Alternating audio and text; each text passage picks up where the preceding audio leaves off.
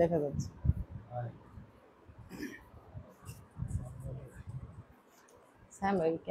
আসসালামু আলাইকুম প্রিয় সরকারি কর্মচারী ভাই বোনেরা, আজ ভোরের আলো ৭১ পরিবারের পক্ষ থেকে লাইভে এসেছি। আমার সাথে উপস্থিত আছেন খায়রুন নাহার লিপি, সাধারণ সম্পাদক, প্রাথমিক শিক্ষক সমিতির কেন্দ্রীয় পর্যায়ের নেতৃত্ব, এবং সাথে আছেন সায়েম ভাই, উনিও শিক্ষক সমিতির নেতা। আপনারা জানেন যে আমি গত কয়েকদিন আগেই একটা পোস্ট দিয়েছিলাম যে আপাকে নিয়ে আমরা লাইভে আসব, আমাদের বিভিন্ন বিষয়গুলি নিয়ে আমরা পর্যালোচনা করব, আলোচনা করব। কিন্তু আমার সমস্যার কারণে আসলে আমি লাইভে আসতে পারিনি, এবং গতকালকেও আসার কথা, সে তাও আসতে পারিনি বৃষ্টির কারণে। কারণ আমার বাসা শনিরাকড়া আর আপার বাসা হচ্ছে মোহাম্মদিয়া হাউজিংয়ে। তো আপনারা এটা ক্ষমা সুন্দর চোখে দেখবেন।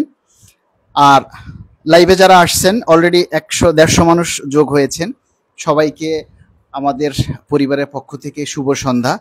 সবাই আপনারা লাইভটা শেয়ার করবেন, এবং আপনারা জানেন যে আপনাদের জন্য একটা সুখবর, সেটা হচ্ছে গতকাল যে প্রধান উপদেষ্টা ডক্টর ইউনূস স্যারের সাথে জাতীয় বেতন কমিশনের সম্মানিত সভাপতি জাকির আহমেদ খান স্যারের, এবং আরও অর্থ উপদেষ্টা ছিলেন, অন্যান্য উপদেষ্টারাও উপস্থিত ছিলেন, এবং তাদের সকলের সমন্বয়ে একটি জরুরি সভা অনুষ্ঠিত হয়।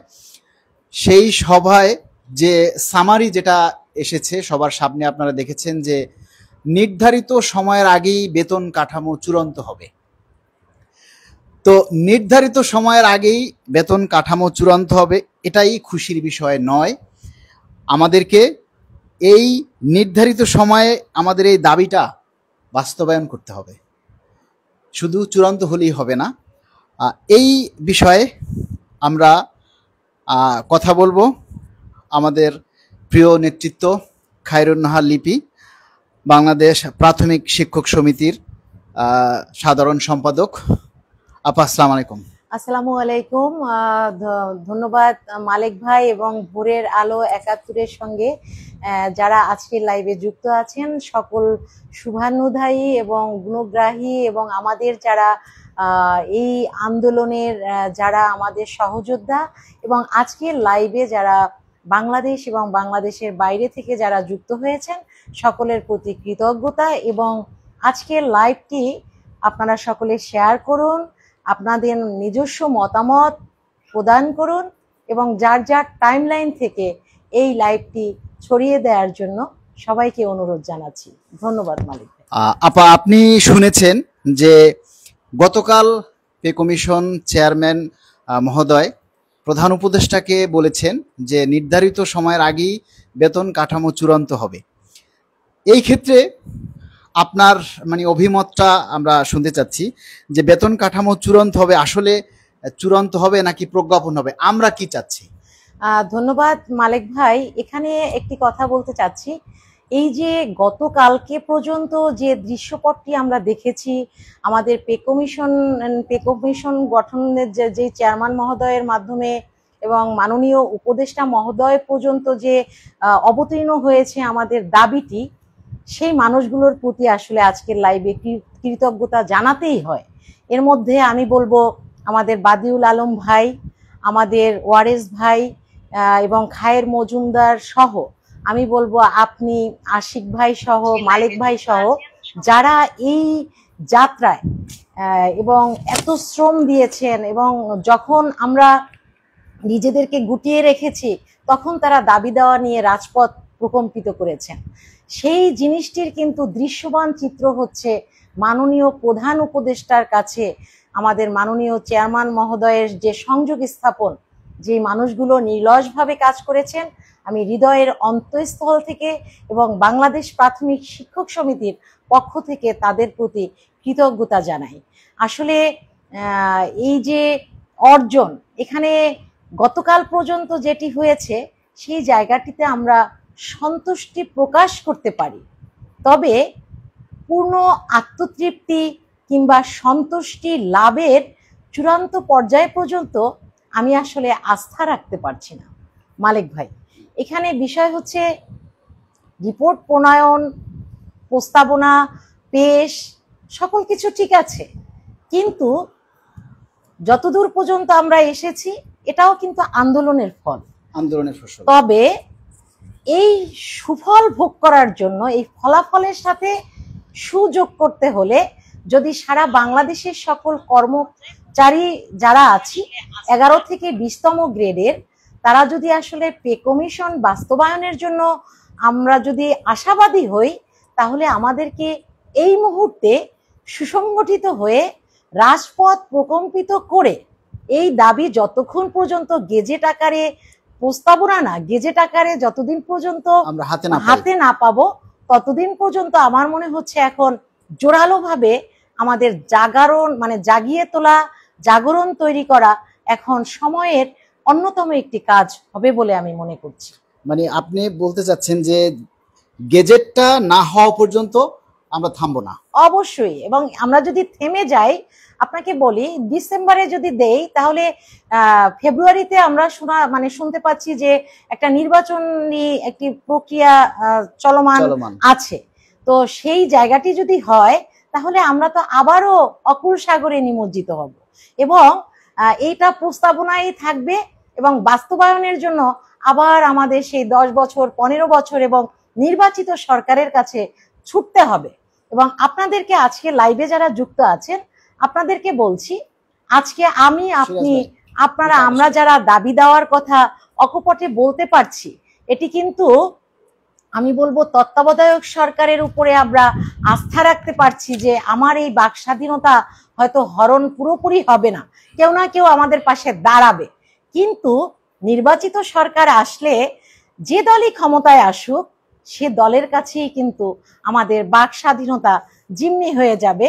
এটা অন্তত আমরা অতীত এবং পূর্বের ন্যায় আমরা সেই জায়গাটি থেকে আমরা একটা ধারণা রেখে যেতে পারি। তাই আমি বলবো পে কমিশন বাস্তবায়নের জন্য গতকাল পর্যন্ত যে দৃশ্যপট ছিল সেটি অত্যন্ত চমৎকার এবং ইতিবাচক, এবং এটিকে ঘরে ফলাফল নিয়ে আসার জন্য সারা বাংলাদেশের সকল কর্মচারীদেরকে ঐক্যবদ্ধভাবে বদ্ধপরিকর হয়ে এই আন্দোলনে ঝাঁপিয়ে পড়তে হবে। আপা, আমাদের এই যে পে স্কেল, এর একটু আগে যাচ্ছি আমি, পে স্কেল তো পরের কথা। আমাদের কিন্তু প্রথমে মহার্ঘ ভাতা দেওয়ার একটা কমিটি গঠন হয়েছিল, সেখান থেকে কিন্তু সরকার সরে আসছে, এবং পরবর্তীতে অর্থ উপদেষ্টা কিন্তু আবার ঘোষণা দিয়েছিল যে মহার্ঘ ভাতা প্রদান করবে। কিন্তু আমরা বাজেট যখন ঘোষণা হয় তখন দেখলাম আমাদের জন্য 15% বিশেষ ভাতা ঘোষণা করলো। এই যে 15% বিশেষ ভাতা আমরা এখন পাচ্ছি, সেটাও কিন্তু আমাদের আন্দোলনের ফসল। এবং এখানে আমি একটা কথা বলি, আপনি শুনলে অবাক হবেন, মানে বাস্তব যে চিত্রটা আমরা হিসাব কষি, হ্যাঁ, যে আমার কত টাকা বাড়লো, আমার কতটুকু বাড়লো, মানে আমাদের কিন্তু ন্যূনতম লজ্জাবোধ নাই যে এই যে যতটুকুনি বৃদ্ধি পেয়েছে এটি আসলে কারা আন্দোলন করে নিয়ে এসেছে। আসলে এই জায়গাটি থেকে কিন্তু আমাদের চেতনার জায়গাটা সবার আসলে মানে যে দৈন্যতা, এই জায়গাটি সবাইকে চেতনার দ্বার উন্মুক্ত করে দিতে হবে, কারণ যা কিছুই পেয়েছি এটি আন্দোলনের দরকার নেই এটা থাকবে। হ্যাঁ, এরপরে তো এটাই আমি বলবো যে যতটুকু অর্জন হয়েছে এটাও কিন্তু যারা রাজপথে আপনারা দেখেছেন না, মুষ্টি কয়েক লোক রোদে পুড়েছে, বৃষ্টিতে ভিজেছে, নিজেদের জীবন বাজি রেখে আমাদের কণ্ঠস্বর হয়ে কথা বলেছে, সেই মানুষগুলোর কারণে আমরা কিন্তু হিসেব করতে পারছি যে টাকা বৃদ্ধি পেয়েছে। আচ্ছা আপা, আমাদের কিন্তু 14 লক্ষ সরকারি কর্মচারী, 14 লক্ষ শুধু সাধারণ কর্মচারী, এর পরে স্বায়ত্তশাসিত আছে, তারপরে রাষ্ট্রায়ত্ত ব্যাংক আছে, আর্থিক প্রতিষ্ঠান আছে, ডিফেন্স আছে, এই সব মিলিয়ে সেদিন আমি দেখলাম যে এক সংবাদ মাধ্যমে প্রকাশ হয়েছে 24 লক্ষ সরকারি কর্মচারী। এই 24 লক্ষ কর্মচারী কিন্তু এই 15% সুবিধাটা ভোগ করছে। কিন্তু এই যে দাবি দেওয়ার কথা, 24 লক্ষ মানুষের দাবি কি 2400 মানুষ বা 24,000 মানুষের দ্বারা সম্ভব? আর আমরা কি 24,000 মানুষ এই যে দাবিগুলো নিয়ে, আপনারা দেখেছেন যে আমরা শহীদ মিনারে আমরা যখন সমাবেশ করেছি, পুলিশ আমাদেরকে কিভাবে জলকামা নিক্ষেপ করেছে, তারপরে আমরা বিভিন্নভাবে মানববন্ধন, সভা, সেমিনার, প্রেস ক্লাবের সামনে আন্দোলন, পহেলা মেতে আমরা শাহবাগে ঘেরাও কর্মসূচি করেছি, কিন্তু আমরা কাঙ্ক্ষিত উপস্থিতি কিন্তু আমরা মানুষের মধ্যে পাইনি। বিগত সরকারের মধ্যে মানুষের একটা ভয় ছিল, এই সরকার আসার পরে তো সেই ভয়টা মানুষের থাকার কথা না, কিন্তু তারপরও কিন্তু মানুষ রাজপথে ওই আন্দোলন কর্মসূচিতে আসেনি। সুবিধাটা কিন্তু আজকে 15% ভোগ করছে। একদম ঠিক আছে। আজকে যখন এই পে কমিশন বাস্তবায়নের নকিং এট দ্য ডোর একেবারে কাছাকাছি চলে আসছে, এই ক্ষেত্রে আমি বাদ দিলাম 24 লক্ষ 14 লক্ষ সবকিছু বাদ দিলাম, আমি যদি শুধু 10 থেকে 20,000 মানুষের কথা বলি, এই যে মনে করেন আমরা এখন লাইভ করছি, লাইভে আলাপ করছি, আমাদের দাবি দেওয়া আমরা কিভাবে পাবো এগুলি নিয়ে বিশ্লেষণ করছি। এখন 500 মানুষ আমাদের লাইভটা দেখছে, কিন্তু 500 মানুষ কিন্তু শেয়ার করেনি, শেয়ার করবেও না, কারণ তাদের মধ্যে একটা মানে কি বলে এটা, ওই একটা অভাব আছে, যে চেতনার অভাব, একটা মানে বোধগম্যের একটা অভাব আছে, যে আমি লাইভটা শেয়ার করব না কি করব না, এইভাবে কিন্তু তারা শেয়ার করে না। অনেকেই কিন্তু শুধু আমাদের কথা শুনছে, কথা শুনছে। এবং আরো একটা বিষয় আছে, কিছু আছে আবার দেখবেন আপনার যে এত শ্রম, আপনার এই মেধা, আপনার কিন্তু অর্থ বিনষ্ট হচ্ছে, এই সময়টা কিন্তু আপনার পরিবারকে দেওয়ার কথা, এই সময়টা আপনার অন্য কাজে আপনার নিজেকে আমি সেই প্রসঙ্গে আসছি। এখন আমরা তারা কি করছে, আমি সেই কথাটা বলি, তারা কি করছে যে আপনারা এগুলো করে কি হচ্ছে, আপনারা এগুলো করে কি হচ্ছে, কিন্তু এই জিনিসটা করার মাধ্যমে সামাজিক যে জনসচেতনতা বলেন বা একদম শীর্ষ পর্যায় পর্যন্ত যে সামাজিক যোগাযোগ মাধ্যম যে কত বড় শক্তিশালী একটি প্ল্যাটফর্ম। একটা কমেন্টের কথা বলি, আমাদের আজকে আশিক ভাই একটা পোস্ট করেছে, ভিডিও পোস্ট করেছে, সেখানে আশিক ভাই ডিটেলসটা একটা সামারি দিচ্ছে। ওইখানে এক ভদ্রলোক কমেন্টস করছে যে আপনি শুধু শুধু কষ্ট করছেন, আপনার এই কথাগুলি আমরা পেপারে দেখেছি, দুঃখজনক, আমরা পেপারে দেখেছি, আপনি শুধু শুধু কষ্ট করছেন, সময় নষ্ট করছেন। এখন আপনি শিক্ষিত সুশীল সমাজের একজন ভদ্রলোক, আপনি পেপার পড়েন, সংবাদ দেখেন, টেলিভিশন দেখেন, কয়জনে পেপার পড়ে? এই খবরটা কয়জনে জানে? এই যে তাকে একটা ইনসাল্ট করা হলো, তাহলে সে জাতির একজন দায় হিসেবে কাজ করতেছে। যারা সমাজের সব মানুষের 14 লক্ষ মানুষের পক্ষে যারা দাবি আদায়ের জন্য কাজ করছে, তারা কিন্তু রাষ্ট্রের দায়ী হিসেবে কাজ করে, এটা ইসলামের ভাষায় বলে দায়ী, তার দায়িত্ব থেকে তারা কাজ করছে, আমরা কাজ করছি। আপনি আমাদেরকে বা যারা কাজ করে তাদেরকে উৎসাহিত না করে আপনি যদি বলেন আপনার কষ্ট করে লাভ নেই, আমরা এগুলি পেপারে দেখি, আপনি কয়জনে পেপারে দেখেন? আপনার কথা কোন পেপারে ছাপা হয়? আমরা এই যে এত কষ্ট করি, এই দাবি দেওয়াগুলি তুলে ধরি, কোন পেপার পত্রিকায় আমাদের কষ্টের কথাগুলি তুলে ধরে? 10 বছরে পে স্কেল হয়নি, দ্রব্যমূল্যের দাম বেড়েছে, 2টা পে স্কেলের টাইম পেরিয়ে গেছে, এগুলি কি পেপার পত্রিকায় বলে? কিন্তু পেপারে কোনটা বলে? এই যে কালকে বলেছে সুখবর, বিশাল করে ছাপায় এখন পেপারে সুখবর, এটা ছাপাবে, ঠিক আছে, নেগেটিভ ভাবটা। কিন্তু আমরা যে কষ্ট করতেছি, আমরা কি পাবো, আদৌ বৈষম্য দূর হবে কিনা, এগুলি কিন্তু মিডিয়ায় তুলে ধরে না, এগুলি আমাদেরকে তুলে ধরতে হবে। কিন্তু যারা অডিয়েন্স আছে, কর্মচারী যারা আছে, তারা যদি এই জিনিসগুলি প্রচার না করে, তাহলে কিন্তু আমাদের কাঙ্ক্ষিত ফলাফলে আমরা বুঝতে পারবো না। আর একটা কথা হচ্ছে, এই পে স্কেলের দাবিতে গত কয়েক বছর থেকেই অনেকগুলি সংগঠন আমরা মাঠে দেখতে পেয়েছি।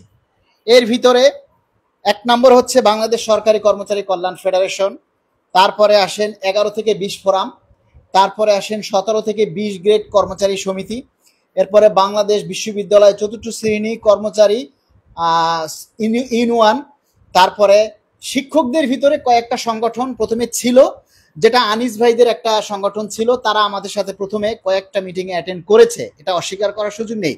কিন্তু তারপর থেকে আজ পর্যন্ত আর তাদেরকে খুঁজে পাওয়া যাচ্ছে না, এবং তারা অনেকটা দেখেছি শিক্ষক সমাবেশ করেছে, শহীদ মিনারে মহাসমাবেশ করেছে, বিভিন্ন ব্যানার তারা করেছে, অথচ যে জাতীয় ইস্যু, আপনি একটা গ্রেড চাচ্ছেন বা আপনার পদোন্নতি চাচ্ছেন, ফাইন, কিন্তু ওই দাবির সাথে যদি আপনি একটা পে স্কেল, যেটা সকলের জাতীয় ইস্যু, আপনারা শিক্ষকরা মনে করেন 10ম গ্রেড চাচ্ছে বা 11তম গ্রেড চাচ্ছে, এটা হচ্ছে স্বতন্ত্র দাবি, এটা কিন্তু জাতীয় ইস্যু না, স্বতন্ত্র দাবি শুধু শিক্ষক পরিবারের জন্য, কিন্তু পে স্কেল জাতীয় ইস্যু।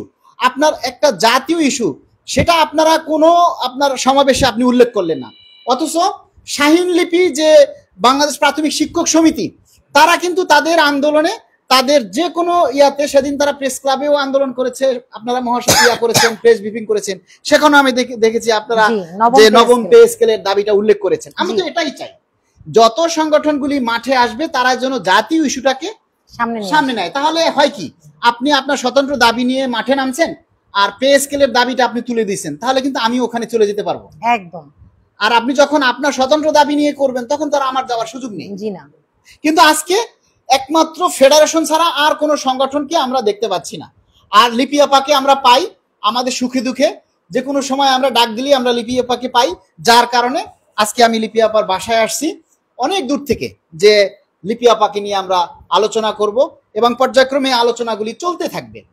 আচ্ছা, আমরা একটু অন্য প্রসঙ্গে যাই। এখন আমরা বাংলাদেশ সরকারি কর্মচারী কল্যাণ ফেডারেশনের পক্ষ থেকে আমরা কর্মচারীদের যে দাবির প্রস্তাবনাগুলো তুলে ধরেছি এবং পে কমিশনে জমা দিয়েছি এবং পে কমিশন চেয়ারম্যান মহোদয়ের সরাসরি হাতে আমরা দিয়েছি এবং তিনি আমাদেরকে আশ্বস্ত করেছেন যে দ্রুত সময়ের মধ্যে কাজ করবে এবং তারা পে কমিশন যে দ্রুত সময়ের মধ্যে কাজ করছে তার ফলাফল আপনারা ইতিমধ্যে পেয়েছেন। এবং আমরা সেখানে উল্লেখ করেছি যে 1:4 অনুপাতে আমরা বেতন চাচ্ছি। 2015 সালে যে বেতন কাঠামোটা হয়েছে সেটা কিন্তু 1:10, অর্থাৎ 8,250 টাকা, 8,000ই ধরলাম, 8,000 ওদিকে 78,000, তার মানে একেবারে মানে 10-এর কাছাকাছি, 1:10, মানে 1 গুণ আর উপরে 10 গুণ। সেটাকে, বৈষম্যটাকে কমিয়ে আমরা সেটাকে নিয়ে আসছি 1:4 অনুপাতে আমরা দাবি করছি, যেটাকে আমরা বেতন বৈষম্য কমানোর জন্য 12টা গ্রেড দাবি করেছি এবং সেই 12তম গ্রেডের 1:4 অনুপাতে আমরা সর্বনিম্ন 35,000 টাকা দাবি করেছি। এখানে কতটুকু যুক্তিগত আপনি মনে করেন? আমি এখানে বলবো দুইটা পে স্কেল টাইম কিন্তু পার হয়ে গেছে, 20 সালে একটা পাওয়ার কথা এবং 25 সালে একটা পাওয়ার। তাহলে সেই জায়গাটির সাথে যদি সমন্বয় করতে হয়, এখন আমরা যেটা দাবি করছি এর বাইরে যাওয়ার সুযোগ নাই এবং এটাই বাস্তবায়ন করতে হবে। এবং যদি 8,250 টাকা, কিন্তু তার আগে যে 4,000 টাকা ছিল সেটাকে ডাবল করছে কিন্তু 15 সালে। এখন যদি 20 সালে পে স্কেল হতো তাহলে 8,000 টাকাকে যদি ডাবল করতো তাহলে কত আসতো? 16,000 টাকা। আর সেই 20 সালের পরে 25 সালে আর একটা পে স্কেল, ওইখানে যদি 16,000 টাকাকে আপনি ডাবল করেন তাহলে কত? 33,000 টাকা। 16,500 33,000 টাকা হয়। তাহলে সেই ক্ষেত্রে আমরা 35,000 টাকা দাবি করছি। বেশি না তো? এটা কিন্তু বেশি না, এটা কিন্তু ভারসাম্য রক্ষা করবে এবং আমি বলবো যে আমাদের মর্যাদাটাও একটু ঠিক থাকবে। আর এখানে কিন্তু পে কমিশন স্পষ্ট বলে দিছে যে 6 সদস্য বিশিষ্ট পরিবারের জীবন মান, তাদের ব্যয় ভার, এই সবকিছু সংকলনের উপরেই পে স্কেল নির্ধারণ করবে। তাহলে এই ঢাকা শহরে 6 সদস্য বিশিষ্ট একটা পরিবারকে চলতে গেলে আমরা একটা জরিপ করে দেখেছি, ন্যূনতম তার 40 থেকে 45,000 টাকা খরচ হয়।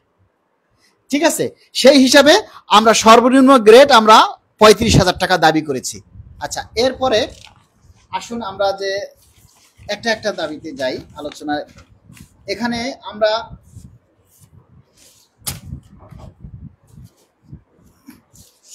যে বাসা ভাড়া, সেই বাসা ভাড়ার ক্ষেত্রে আমরা দাবি করেছি ঢাকা মহানগরে মূল বেতনের 80% এবং বিভাগীয় শহরে 70%, তারপরে জেলা শহরে 65% এবং উপজেলা ও থানা পর্যায়ে 60%।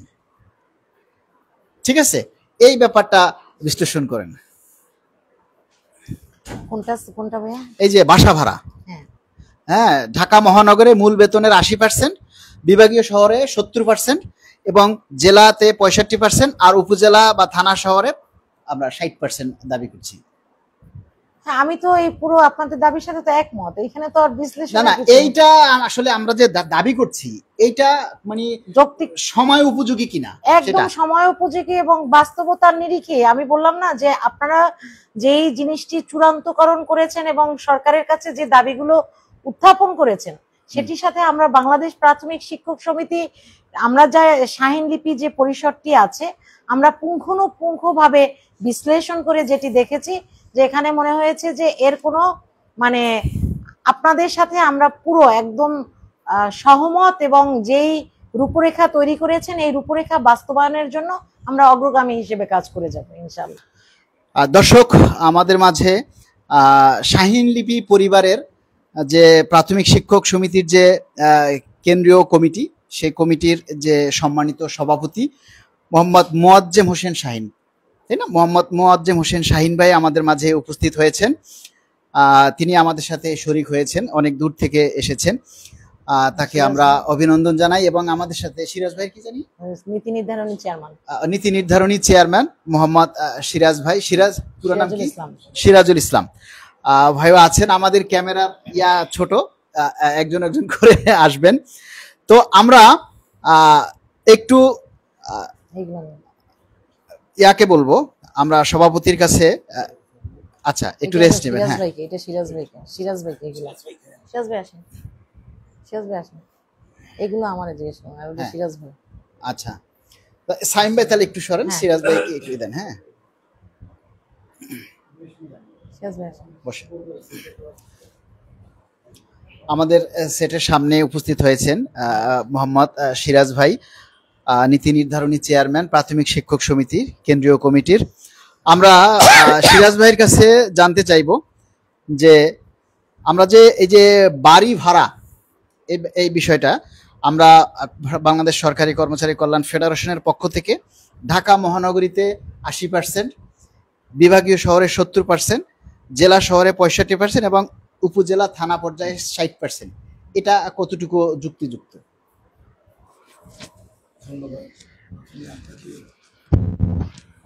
ধন্যবাদ এবং কৃতজ্ঞতা জানাচ্ছি এমন সুন্দর এটা হাতে আয়োজন করার জন্য। আসলে 80% একটা প্রস্তাব, এই প্রস্তাব বর্তমানে কিন্তু ঢাকায় 65% পাচ্ছে, 65% পাচ্ছে, কিন্তু এই প্রস্তাবনের তো যুক্তিযুক্ত, অবশ্যই যুক্তিযুক্ত, এটা যুক্তিযুক্ত মনে করছি। এবং শুধু এইটাই না, পে স্কেল, নবম পে স্কেলের পে কমিশন যেহেতু গঠন হয়েছে, এই প্রস্তাবনার সাথে এটা আমরা অচিরে এটা গেজেট চাই এবং বাজেট চাই। খুব স্বল্প সময়ের ভিতরে প্রস্তাবনা আকারে গেজেট না দিয়েই কমিটি প্রস্তাবনা পেশ করে চলে গেল, ডিসেম্বরের ভিতরে চলে গেল, জানুয়ারি বা ফেব্রুয়ারিতে নির্বাচন হলো। সেই নির্বাচনের পরে দেখা গেল পরবর্তী সরকার এসে এটা বাস্তবায়ন করলেন না। এই ধরনের আসলে চাচ্ছি না। আপনি, এই হচ্ছে মূল বিষয়, আপনার এটার সঙ্গে একমত। সুন্দর একটা প্রশ্ন। পাশাপাশি আমাদের সংগঠনের যে আচ্ছা, আরেকটা প্রশ্ন আপনাকে করি।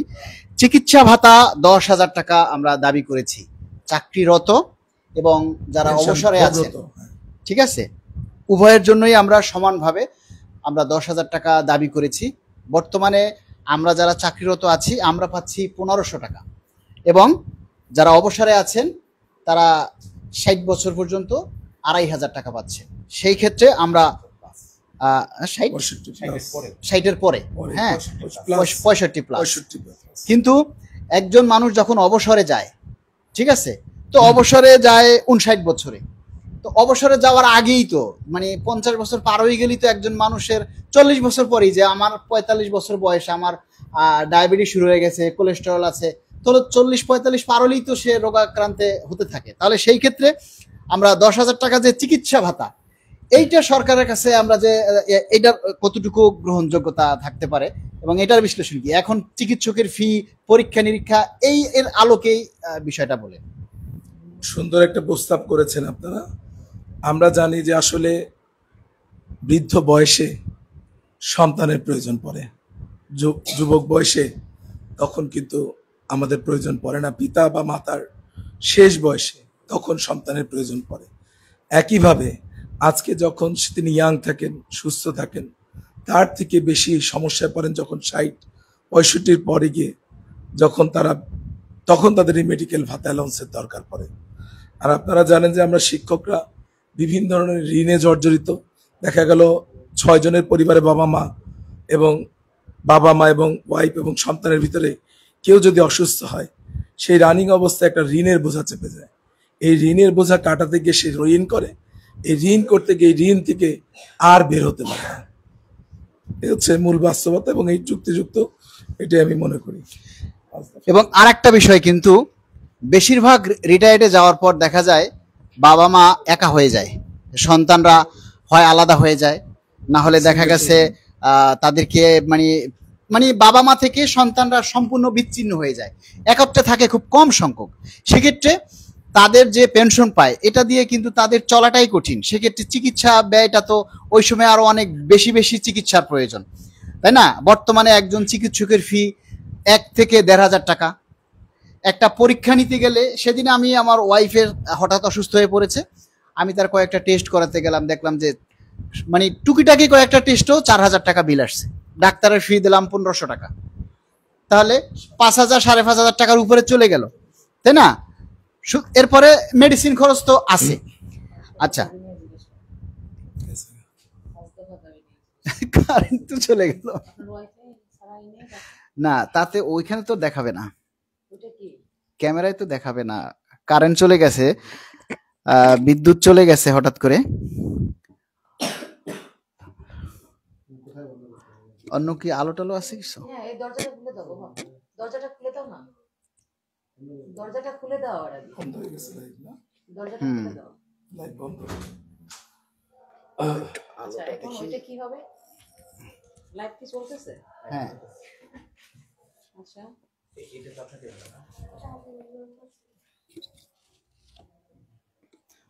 ও লাইভে তো আবার আসবে না, আলো আসবে না। অডিয়েন্স, হঠাৎ বিদ্যুৎ চলে যাওয়ায় অন্ধকার হয়ে গেছে।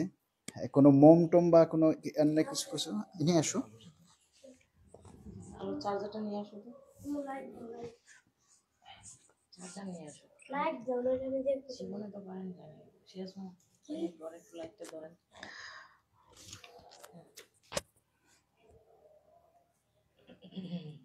তো সবাই পারেন জানো, লাইট কি চলতেছে এখন? লাইট চলতেছে। অডিয়েন্স, আপনারা একটু অপেক্ষা করুন। হঠাৎ করে বিদ্যুৎ চলে যাওয়ায় এই হচ্ছে আমাদের দেশের অবস্থা। ওইটাই দাও, এই ইলেকট্রিক জ্বালাও, ওই যে কোন জায়গায় গেছে হ্যাঁ, এটা দিয়ে রাখো। এ তো মোবাইল মোবাইল হবে না, না, চার্জার আছে। রাখছি। আচ্ছা, তাহলে করেন আপনাদের লাইট আছে, তাহলে একটু জ্বালান মোবাইলের লাইটটা। ওইটাই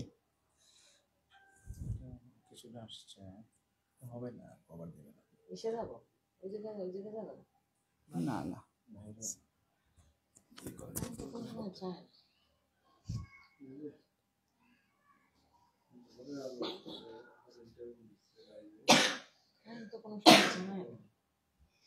এদিকে তো আমার কাছে তো কথা দেন না, দেখা যাচ্ছে যতটুকু দেখা যায় দেন। হ্যাঁ,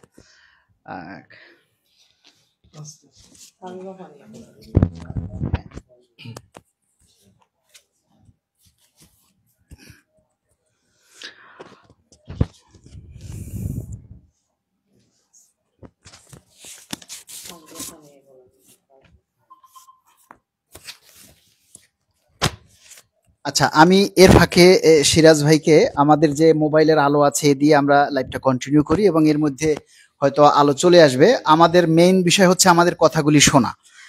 অডিয়েন্স, আপনারা আমাদের কথাগুলি শুনুন। হ্যাঁ, আচ্ছা, আমি একটু প্রশ্ন করব যে সিরাজ ভাইয়ের কাছে, বর্তমানে শিক্ষকদের কি কি দাবি নিয়ে আপনারা মাঠে কাজ করছেন? ধন্যবাদ। এবং আপনাদের অনেকগুলি সংগঠন কি দেখা যাচ্ছে, তো সেক্ষেত্রে আপনাদের এই দাবিটা কি কোনো ভিন্নতা আছে কিনা? ধন্যবাদ আপনাকে, ধন্যবাদ ভোরের আলোকে এমন সুন্দর প্রশ্ন করার জন্য। আসলে বাংলাদেশ প্রাথমিক শিক্ষক সমিতি সহকারী শিক্ষক এবং প্রধান শিক্ষক দুই সমিতির প্রতিনিধিত্ব করে। এটি 1935 সাল থেকে চলমান একটি সর্ববৃহৎ একটি পেশাজীবী সংগঠন, যারা দীর্ঘদিন ধরে ধারাবাহিকভাবে কাজ করে চলে আসছে। বর্তমানে আপনারা জানেন যে যারা পেছনে যারা নেতৃত্ব দিয়েছিল, গঠনতন্ত্রের একটা ধারায় আছে যে যার বয়স থাকতে হবে 4 বছর, কিন্তু আমাদের দেখা গেছে 1 বছর চাকরি থাকতো, তারা সেই পদ পদবিগুলো ছাড়ে না। রিটায়ারমেন্টে চলে যাওয়ার পরও তারা সেই পদ যজ্ঞের ধনের মতো আটকে রাখে, মরে গেলেও তারা পদ ছাড়ে না, সেই পদটা রেখে দেয়, কারণ এটা তাদের বাপদাদার সম্পত্তি। দুর্নীতিতে 3 কোটি টাকার দুর্নীতি সাজাপ্রাপ্ত হলেও রিসেন্টলি এক ব্যক্তি সাজাপ্রাপ্ত হয়েছেন, 3 কোটি টাকায় শাস্তি পেয়েছেন। আইন অনুসারে তিনি সেই পদে যেতে পারবেন না, তারপরও তাকে সেই পদে থাকতে হবে। অধিদপ্তর থেকে তিনি আপিল করেছিলেন, যতটুকু আমরা জানি সেখানে অভিযোগ প্রমাণিত হয়েছে।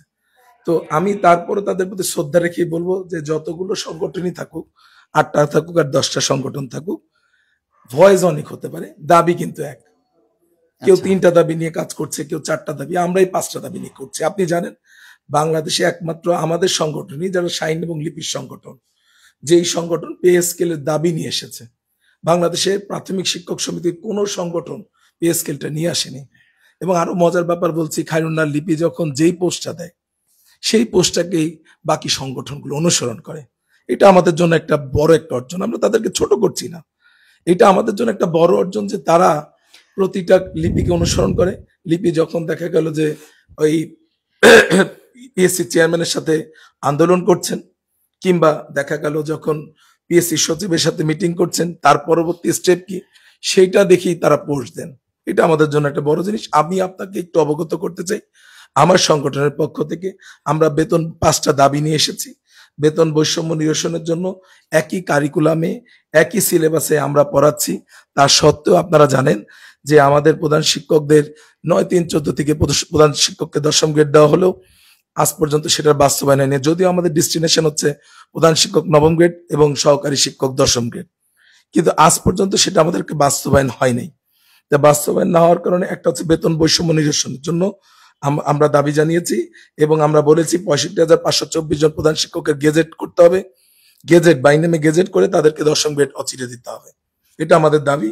আর সহকারী শিক্ষকের 10ম গ্রেড হচ্ছে আমাদের দাবি, প্রাণের দাবি। এই দাবি নিয়ে আমরা আজকে মিটিং করব। মিটিং এ যদি আমাদের শিক্ষকরা যদি চায়, আমরা আবার 10ম গ্রেডে চলে আসব। 10ম গ্রেড নিয়ে আমরা মাঠে আন্দোলন ডাক দিব। আপনারা জানেন শহীদ মিনারে 28 তারিখে আমাদের আমরণ অনশন আছে। আমাদের অনশন আমরা প্রেস ক্লাবে জরুরি হল থেকে আমরা যাত্রা শুরু করেছিলাম, সেদিন আপনিও ছিলেন। আমাদেরকে অনুসরণ করেছেন আরো 2টা সংগঠন, তারা 26 তারিখ এবং 30 তারিখ আমাদের আগে এবং পিছনে তারা অনশন দিয়েছে, তাদেরকে ধন্যবাদ দিই যেহেতু আমাদেরকে অনুসরণ করছেন। তারপরে দ্বিতীয় দাবি হচ্ছে পদোন্নতি সংক্রান্ত। আপনারা জানেন 35,000 পদ শূন্য আছে চলতি দায়িত্বের শিক্ষকদের। এই 2009 সাল থেকে আমাদের সহকারী শিক্ষক থেকে প্রধান শিক্ষকের পদোন্নতি বন্ধ আছে। এরপরে আপনি আসেন আমাদের প্রধান শিক্ষকের যে পদোন্নতি, ওটা 1994 সাল থেকে বন্ধ আছে। তো আমাদের এই 34,000 পোস্ট খালি। ঢাকা মহানগরে কোনো শিক্ষক প্রধান শিক্ষক হতে পারে না। আপনি জানেন 38 বছর 40 বছর চাকরি করলেও এক পদে জীবন শেষ, প্রাথমিক শিক্ষা বাংলাদেশ। সেই জীবনটাই শেষ হয়ে যায় ঢাকা মহানগর সহ বিভিন্ন জেলা সদরে, তাদের কোনো পদোন্নতি হয় না। এরপর আসেন উচ্চতর গ্রেড বাস্তবায়নের জন্য আমরা 3 নাম্বার দাবি, সেটা 10 বছর এবং 16 বছর পূর্তিতে আমরা উচ্চতর গ্রেড চেয়েছি। সেই উচ্চতর গ্রেড বাস্তবায়নে যাতে, যেমন দেখেন উন্নীত স্কেলের ব্যারাডুরে আমাদের যারা 2010-এর চাকরি, তারা 2030 সালে গিয়ে প্রথম টাইম স্কেল তো নেই, উচ্চতর গ্রেড পাবো। অথচ 20 সালে যাদের চাকরি হয়েছে তারা আমাদের সাথে পাবে। সিনিয়র জুনিয়র একজন 20 বছরে পাবে, একজন 10 বছরে পাবে। এটা তো নিয়ম হতে পারে না। অর্থ মন্ত্রণালয় এই ওহী নাজিল করছেন অনেক পরে, এটা আমাদের এই উন্নীত স্কেলের অনেক পরে। রেক্টর স্পিড হওয়ার কথা, ওই গেজেট কিন্তু আমাদের উপর রেক্টর স্পিড হওয়ার কথা না, কিন্তু এই ক্ষেত্রে তারা আমাদের উপরে করেছেন। এবং কেন্দ্রীয় কার্যালয় আমাদের আছে, আপনি জানেন নর্দার্ন রোডের নামে, সেইখানে আমাদের এই জায়গা আমাদেরকে দখল করে নিচ্ছে। সেটা নিয়ে আমরা আন্দোলনে আছি। এবং পে স্কেল সংক্রান্ত 9ম পে স্কেল পে কমিশন গঠন করা আছে, এটা ইতিমধ্যে বলেছি। এবং বাস্তবায়ন আমরা গেজেট চাই। এই গেজেটটা আমরা অচিরে এবং যত দ্রুত সম্ভব আমরা এটা চাচ্ছি। তাহলে মুদ্রাস্ফীতি এবং দ্রব্যমূল্য ঊর্ধ্বগতির কারণে জীবনযাত্রা শিক্ষকদের শুধু না, সারা বাংলাদেশের কর্মচারীদেরকে জীবনযাত্রা কঠিন হয়ে গেছে। এই কঠিন হওয়ার জন্য আপনি সহ, খায়রুন্নাহার লিপি সহ আমরা যারা আন্দোলনের মাঠে সম্পৃক্ত ছিলাম, আমাদের সকলের চাওয়া পাওয়ার কারণেই 15% মহার্ঘ ভাতা চালু হয়েছে দাবির মুখে, আন্দোলনের মুখে। এই একটু আগে আপনি বলেছেন সেই সুফলটা সবাই পাচ্ছে, কিন্তু মাঠে তারা যেমন বৃষ্টি পড়লে যেমন সকলের জমির মতো আমার জমিতেও বৃষ্টি পড়বে, তারা এই ভাবনা ভেবে তারা আসে না। তারা আমার, বিশেষ করে আমার ঢাকা মহানগরের শিক্ষকদের বলবো, তারা দেখতেছেন যে কোন জায়গায় আজকে ছাড় দিয়েছে, আমার বুফে লাঞ্চে কোথায় ছাড় আছে, অনলাইনে কোনটায় ছাড় পাচ্ছি, এগুলো নিয়ে ভাবছেন। তারা যেন বেতন নিয়ে তাদের কোনো খুব একটা মাথা ব্যথা নেই, কারণ তারা, তাদের হাজবেন্ড হয়তো বড় বড় পদে চাকরি করেন। লিপি আবার বেতন কিন্তু বৃদ্ধি পাবে না, তার বেতন বৃদ্ধি পাবে 20 টাকা। তারপরও তিনি মাঠ পর্যায়ে আছেন। আমি নীতিগত বাস্তবায়নের জন্য যে জিনিসটা আপনার মাধ্যমে প্রস্তাবনা দিতে চাই, সেটা হলো জাতীয় পোস্ট টু গ্রেড ম্যাপিং তৈরি করা, যেটা আপনি দিয়েছেন 12টা গ্রেড। এটা একটা গুরুত্বপূর্ণ বিষয়, যেটা আমাদের শিক্ষকদের ক্ষেত্রে যাদের যোগ্যতা সমান আছে, যেমন স্নাতক ডিগ্রি এবং ডিপিএড থাকা সত্ত্বেও আমাদের 2য় শ্রেণীর পদমর্যাদা দেয়নি। অন্য অন্য মন্ত্রণালয় এটা 10ম গ্রেড।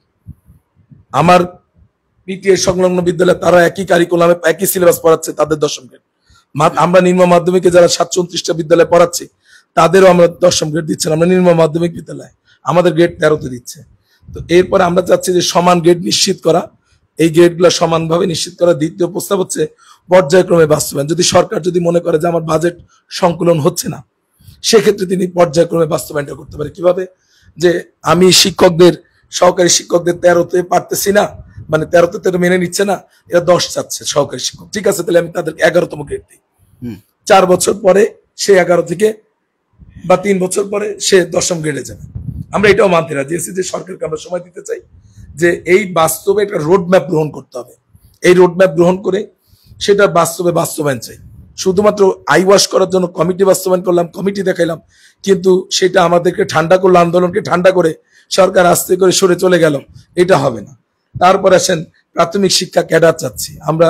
প্রাথমিক শিক্ষা ক্যাডার সেই 92 সালে আলাদা হয়েছে, সেই সময়ের থেকে আজ পর্যন্ত, তারপর 2092 সাল থেকে কিন্তু প্রাথমিক শিক্ষা ক্যাডার চাচ্ছি, দিচ্ছে না। আমরা বলতেছি, বারবার বলতেছি, আমার পিএসসি চেয়ারম্যান মহোদয় এবং সচিব মহোদয় সেদিন বললেন যে আমরা সরাসরি ফ্রেশার যারা, তাদেরকে তো আপনি কিছু নিয়োগ দিবেন, 20% দিতে উনি বলছেন। আমাদের কারণে উনি বলেছেন যে আপনাদের এত কিছু আমার জানা ছিল না। উনি জানার পরে অনেকগুলো প্রস্তাবনা রিসিভ করেছেন। এখন আমার কথা হলো, আমরা শতভাগ বিভাগীয় পদোন্নতি চাই, আর 20% নিউ ফ্রেশারদের জন্য না। ফ্রেশারদের জন্য সহকারী শিক্ষক 11তম গ্রেড নন ক্যাডার হিসাবে নিয়োগ দিয়ে দিক, একেবারে শতভাগ নিয়োগ দিয়ে দিক। 4 লক্ষ শিক্ষকদের এখান থেকে শুরু হোক এন্ট্রি পদ, এই এন্ট্রি পদ ধরে পদোন্নতি হয়ে যাক, আমরা এটাই চাই।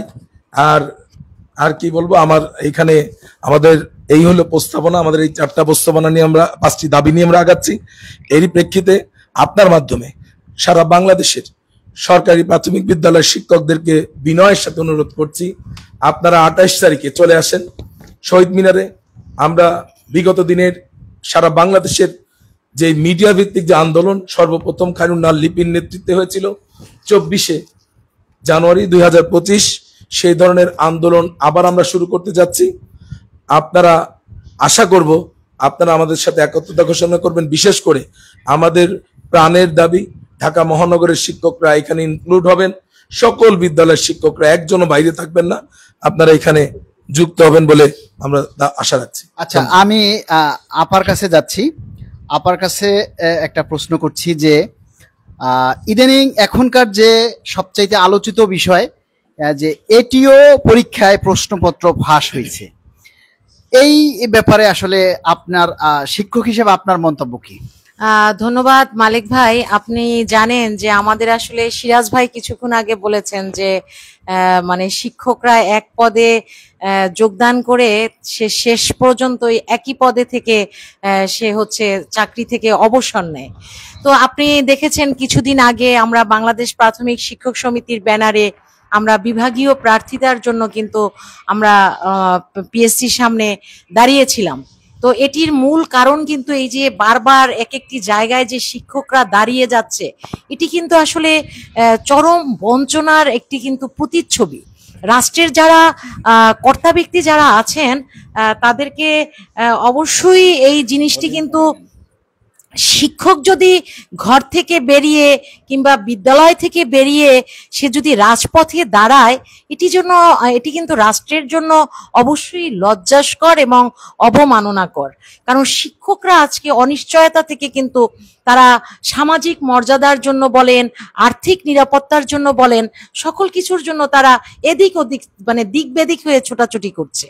তো আমরা যেখানে শতভাগ পদোন্নতির জন্য আমরা লড়াই করছি, আমরা আন্দোলন করছি, আমরা রাজপথে বারবার বিভিন্নভাবে, বিচ্ছিন্নভাবে হোক ঐক্যবদ্ধভাবে হোক, আমরা কিন্তু শতভাগ পদোন্নতির জন্য সকল শিক্ষকরাই কিন্তু রাজপথ প্রকম্পিত করেছি। তো সেখানে 20% হচ্ছে আমরা বিভাগীয় প্রার্থিতা চাইলাম, সেটি তো নাই। সরাসরি কি করলো তারা, মানে একদম বাহির থেকে তারা শিক্ষক নিয়োগের জন্য, প্রধান শিক্ষক নিয়োগের জন্য বিজ্ঞপ্তি দিলেন। এরই মধ্যে আবার কি হলো, শিক্ষকদের জন্য পিএসসি একটি কি করলো, মানে বিভাগীয় প্রার্থিতার জন্য তারা একটা বিজ্ঞপ্তি দিলেন যেখানে প্রাথমিক বিদ্যালয়ের শিক্ষকরা অংশগ্রহণ করেছে। এবং আপনি শুনলে অবাক হবেন, অনেক শিক্ষক ছিলেন চাকরি জীবনে যে প্রাথমিক বিদ্যালয়ের তারা শিক্ষক, কিন্তু ওই শিক্ষকতা দেখিয়ে তারা কিন্তু এটিও পদের জন্য তারা দরখাস্ত করেছেন।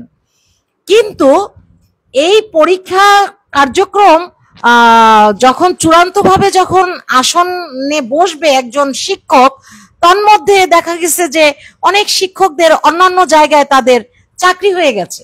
কারণ আপনারা জানেন যে পেশাগত ভাবে শিক্ষক, অনেক মেধাবী শিক্ষকরা যোগদান করেও কিন্তু ভিন্ন ভিন্ন প্রতিষ্ঠানে কিন্তু তারা চলে গেছে। তো অভিযোগ এবং অনেকের পরীক্ষার কেন্দ্রে গিয়ে দেখা গেছে যে অনেক শিক্ষক তারা পেশাগত থেকে শিক্ষকতা পেশায় নেই, কিন্তু ওই বিভাগীয় প্রার্থিতা অনুসারে তারা কিন্তু অন্য পেশায় গিয়েও তারা কিন্তু এই এটিও পরীক্ষায় অংশগ্রহণ করেছে। এটিও কিন্তু একটি হুমকি স্বরূপ। পাশাপাশি সামাজিক যোগাযোগ মাধ্যমে পরীক্ষার 2-3 দিন আগেই কিন্তু আমরা দেখেছি যে প্রশ্নপত্র যে ফাঁসের বিষয়টি, আমরা যেদিন পিএসসি চেয়ারম্যান মহোদয়ের কাছে বিভাগীয় প্রার্থিতার জন্য গেলাম, আমরা কিন্তু সেদিন পিএসসি চেয়ারম্যান মহোদয়ের কাছে আমরা কিন্তু প্রশ্ন করেছিলাম যে স্যার, আমাদের যে শিক্ষকদের যে 12 তারিখে পরীক্ষা আছে সহকারী উপজেলা শিক্ষা অফিসার পদে, সেই প্রশ্নপত্র ফাঁসের বিষয়টি স্যার আপনি যদি কিছু বলতেন। স্যার কিন্তু বলেছেন যে এখানে এ বিষয়ে প্রশ্নপত্র ফাঁস কিংবা ওই মানে এটির কোনো সুযোগ নেই, এটি আমরা মানে গভীরভাবে পর্যবেক্ষণ করছি এবং সুন্দরভাবে পরীক্ষা হবে। তো সেখানে শিক্ষকরা পরীক্ষায় অংশগ্রহণ করলো। তো শিক্ষকরা যেখানে অংশগ্রহণ করলেন, এর পরের দিন জায়েদ খান নামক একটি আইডি থেকে, তারপরে হোয়াটসঅ্যাপ গ্রুপে আমরা দেখেছি যে প্রশ্ন ফাঁসের বিষয়টি। এবং আপনি অবাক হবেন, আমার একজন পরিচিত শিক্ষক বলেছেন, তিনি হচ্ছে 10 মিনা বাড়ি। তো আমি একজনের মাধ্যমে জানতে পারলাম যে তিনি এই প্রশ্নের কিছু উত্তর আর কি জানতে পেরেছেন পরীক্ষার সকাল 10টায়। তো আমি তাকে গতকালকে ফোন দিলাম, তিনি আমাকে বললেন যে আপা, আমি যেখানে উঠেছি ওখানে অনেক শিক্ষক পরীক্ষা দেওয়ার জন্য এসেছিলেন এবং সকাল 10টায় আমি গাড়ির মধ্যে বসে দেখলাম যে তারা কিছু মানে প্রশ্ন সলিউশন করা, এবং সেগুলো আমিও একটু চোখ বুলিয়ে নিলাম। কিন্তু প্রশ্ন নেই, কিন্তু উত্তরগুলো আছে, সমাধানগুলো আছে। এবং অত্যন্ত দুঃখের বিষয়, ওই ছেলেটি বলল যে যেগুলো তিনি দেখেছেন ওইগুলোই তিনি পরীক্ষায় মানে যখন অংশগ্রহণ করেছেন তিনি ওই একই বিষয় দেখেছেন। তার মানে কি, মানে সন্দেহ এবং তত্ত্ব এবং তত্ত্ব এই বিষয়গুলো থেকে যারা পরীক্ষায় অংশগ্রহণ করেছে সকলে কিন্তু একটা দ্বিধাদ্বন্দ্বের মধ্যে আছে। তো আমি আসলে এই আজকের লাইভের মধ্য দিয়ে আমি বলবো, মানে বর্তমানে যে অবস্থা, আমরা কিন্তু তত্ত্বাবধায়ক সরকার বলেন বা পিএসসি একটি নির্ভরযোগ্য মানে একটি প্রতিষ্ঠান যেখানে সর্বোচ্চ মেধাবীদের তারা আসলে নিয়োগ প্রদান করে থাকেন।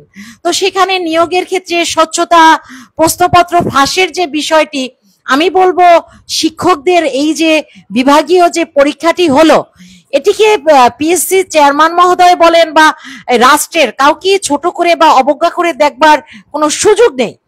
তো আমরা আসলে এই বিষয়টি নিয়ে আলোচনা চলছে, আমরা দেখছি এবং আমরা আশা করছি তরুণ যে প্রজন্ম আছে এদেরকে আমি বলবো যে আপনারা সুসংগঠিত হন, ঐক্যবদ্ধ হন।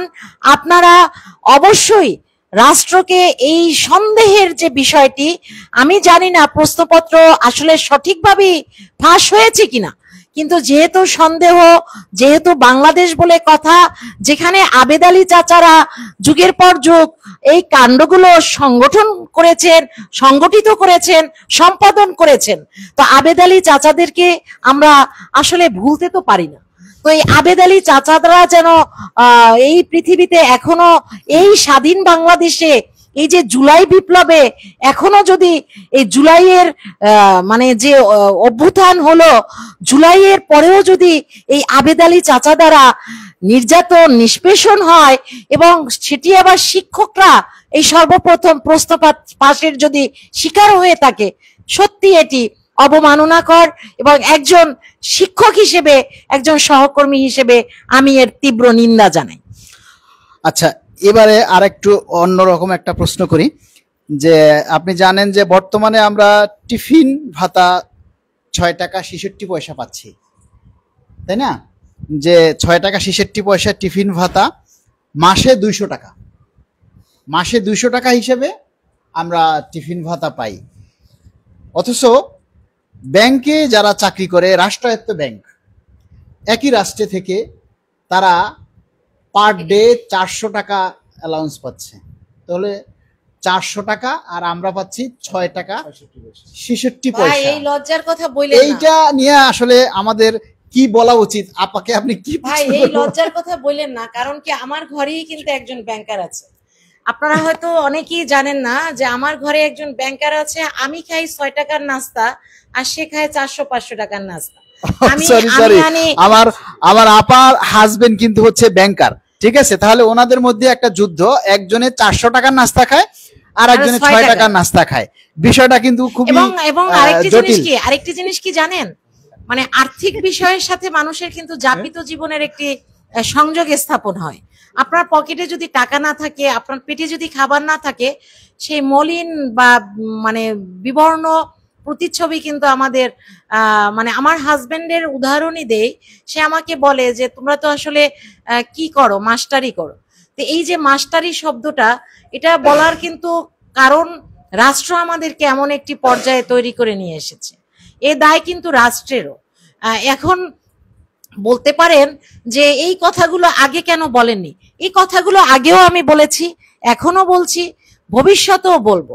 তো আমি এখানে বলবো যে এখন দৃঢ়তার সাথে আমাদের সকলের এই 6 টাকায় শুকনা রুটি আর শুকনা মুড়ি আমরা আর কতদিন গিলবো, কতদিন খাবো? এই জন্য এই জায়গা থেকে মুক্তির জন্য আমাদের সুসংগঠিত হতে হবে। আপনি হয়তো প্রায় দেখবেন যে আমি অফিসে বসে নাস্তার জায়গায়, নাস্তার যখন হয় তখন আমি মুড়ি খাই। হ্যাঁ, দেখেছি। হ্যাঁ, প্রায় আমি মুড়ি খাই। এখন অনেকে বলে মুড়িটা স্বাস্থ্যের জন্য ভালো, ঠিক আছে? মানে বিষয়টা হচ্ছে আঙ্গুর ফর টক। আমি ওই বেশি নাস্তা, দামি নাস্তা খেতে পাচ্ছি না, এজন্য আমি মুড়ি খাচ্ছি। এই জন্য বেশি নাস্তা, দামি নাস্তা খাওয়াটা আমার স্বাস্থ্যের জন্য ক্ষতিকর। বিষয়টা কি এমন? তো আমরা সেই টিফিন বা লাঞ্চ ভাতা আমরা দৈনিক 200 টাকা আমরা প্রদান করার জন্য দাবি জানিয়েছি। এটি বেশি দাবি করি নাই আমরা। হ্যাঁ, আমরা এইগুলো আমরা 2 দিনের জন্য আমরা দাবি করছি। আচ্ছা, আরেকটা প্রশ্ন আপনাকে করব, সেটা হচ্ছে আমরা জানি যে আপনার চাকরি প্রায় 25 বছর পার হয়ে গেছে, কিন্তু তরুণদের জন্য আপনি অনেক সময় দেখি কাজ করছেন। এই তরুণদের জন্য কাজ করে আপনার বেনিফিটটা কি আসলে? হ্যাঁ, ধন্যবাদ মালিক ভাই, একটি চরম উপলব্ধির কথা বলেছেন। আজকে দুপুরে আমি একটা পোস্ট দিয়েছি, আপনি হয়তো দেখেছেন, যে আসলে না পাওয়ার যন্ত্রণা বা না পাওয়ার হতাশা থেকে মানুষকে মানে চুপিসারে বিধ্বংসী করে তোলে, যে আমি পাইনি, আমি আরেকজনকেও পাইতে দিব না। তো আমাদের শিক্ষক সমাজে এখন এমন একটি অসম প্রতিযোগিতা শুরু হয়েছে। যেমন আমি তরুণদের জন্য পক্ষে কথা বলছি, তখন একদল আমাকে বলছে উনি নিজের পায়ে নিজে কুড়াল মারছে। তো আমি আসলে তাদের উদ্দেশ্যে বলবো যে আপনার চিন্তার জায়গাটা একদম সনাতনী, আর আমি আমার চিন্তার জায়গাটি এত বেশি প্রগতিশীল। আমি চিন্তা করি যে আমি যা পাইনি আমার পরবর্তী প্রজন্ম যেন দ্রুত সময়ের মধ্যে পায়। কারণ আমার যে না পাওয়ার যন্ত্রণা, আমার যে না পাওয়ার যে হতাশা, সেটি যেন আমার যে তরুণ যে সহকর্মী আছে বা শিক্ষকতা পেশায় আছে তাদেরকে যেন গ্রাস না করে। তো সেক্ষেত্রে আমরা যারা অগ্রজ আছি, অনুজ যারা আছে, তাদের সংমিশ্রণে প্রাথমিক শিক্ষাকে পরিবর্তনের দায়ও কিন্তু প্রবীণদের উপরই বর্তায়। তো আমরা প্রবীণরা পাইনি এই জন্য তরুণদের সমর্থন করতে পারবো না, এটা কি কোথাও ওহী নাজিল করা আছে? এটি আসলে চেতনার বিষয়। এবং আমি মনে করি আমার এই শিক্ষকতার প্রায় 25 বছর কর্মজীবনে আমি যা পাইনি, আমার প্রজন্ম যা পরবর্তী প্রজন্ম যেন সেটি পায়, সেরকম প্রোডাক্টিভ কিছু কাজ আমরা করে যাই, এবং আমাদের মৃত্যুর পর কিংবা আমাদের অবসরের পরেও যেন শিক্ষকরা মনে করে যে আমাদের জন্য এই আন্দোলনটা তিনি বা তারা করে গিয়েছেন এবং তার ফলাফল শিক্ষক জাতি ভোগ করছে। মূলত এই চিন্তা থেকে আমি এটি করছি। আর তরুণ প্রজন্মের জন্য যদি আমরা কাজ না করি, তাহলে তরুণদের জন্য কারা এগিয়ে আসবে? সেটাই। আপনার এই কথাটা শুনে আমার আর একটা কথা আমার মনে পড়ছে, সেটা হচ্ছে যে আমার বাবা আমার শখ পূরণ করতে পারেনি, কিন্তু আমি আমার ছেলের শখ পূরণ করছি। একদম একদম। আমার বাবার 4 সন্তান ছিল, কিন্তু আমার 1 সন্তান। আমি আমার ছেলের বা আমার মেয়ের আমি শখ পূরণ করতে পারছি, আমার সামর্থ্য আছে, কিন্তু আমার বাবার সামর্থ্য ছিল না। কিন্তু আজকে আমি যে এই যে আমার ছেলে বা আমার সন্তানের শখ পূরণ করতে পারছি, কেন পারছি? আমার বাবার দোয়া ছিল।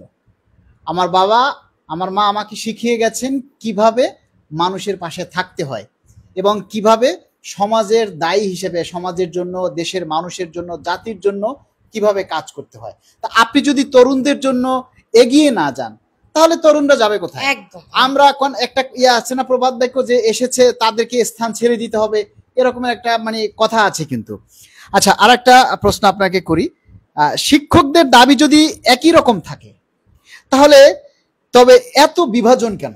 চমৎকার একটি কথা বলেছেন ভাই, আপনি এত চমৎকার একটি প্রশ্ন করেছেন। বিভাজন মূলত আসলে দাবি দেওয়ায় না, বিভাজন আসলে আমাদের ব্যক্তি স্বার্থ চরিতার্থ করার জন্য, এবং বিভাজন মূলত টিকে থাকবার এক অসুস্থ প্রতিযোগিতা।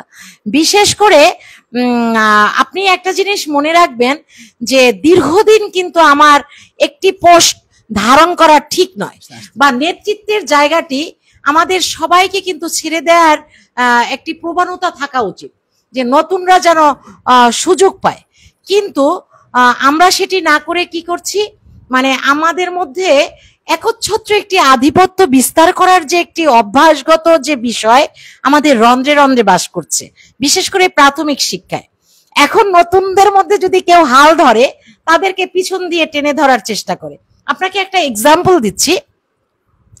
আপনারা জানেন যে প্রেস ক্লাবে আমি ঐক্যের জন্য একটি আহ্বান জানিয়েছিলাম, এবং আপনি কিন্তু সেই প্রোগ্রামটিতে ছিলেন।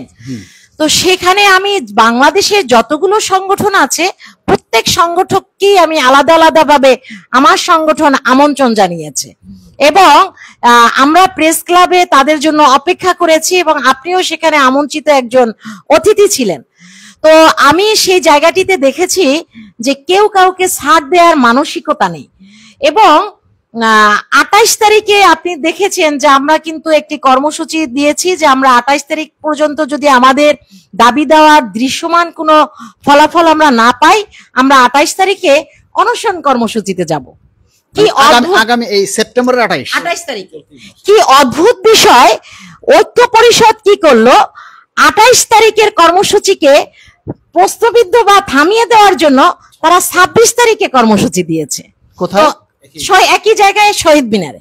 তো আমার জাতির কাছে প্রশ্ন হচ্ছে, যদি আপনারা ঐক্যবদ্ধই হতে চাইতেন বা শিক্ষকদের কল্যাণে কাজই করতে চাইতেন, তাহলে তো আপনারা যারা 28 তারিখ এবং 30 তারিখ কর্মসূচি ঘোষণা করেছে, তাদের প্রতি সম্মান প্রদর্শন করে হয় আপনারা 28 বা 30-এর পরে দিতেন, কিংবা সবার সাথে আলোচনা করে একটি তারিখ নির্ধারণ করতে। তাহলে আপনাদের অনশন কি 2 দিনে শেষ হয়ে যাবে?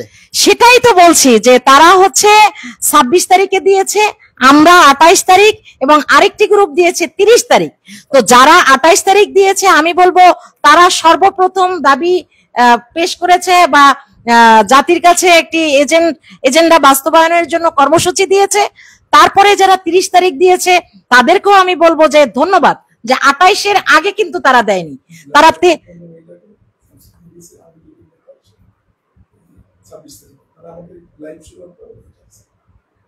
আচ্ছা 30 তারিখে। তো আমার কথা হচ্ছে যে 30 তারিখ যিনি দিয়েছে তাকে আমি ধন্যবাদ জানাই, কারণ তিনি কিন্তু সহনশীল আচরণ প্রদর্শন করেছে, যে 28 তারিখে কর্মসূচি, তারপরে 30 তারিখের কর্মসূচি।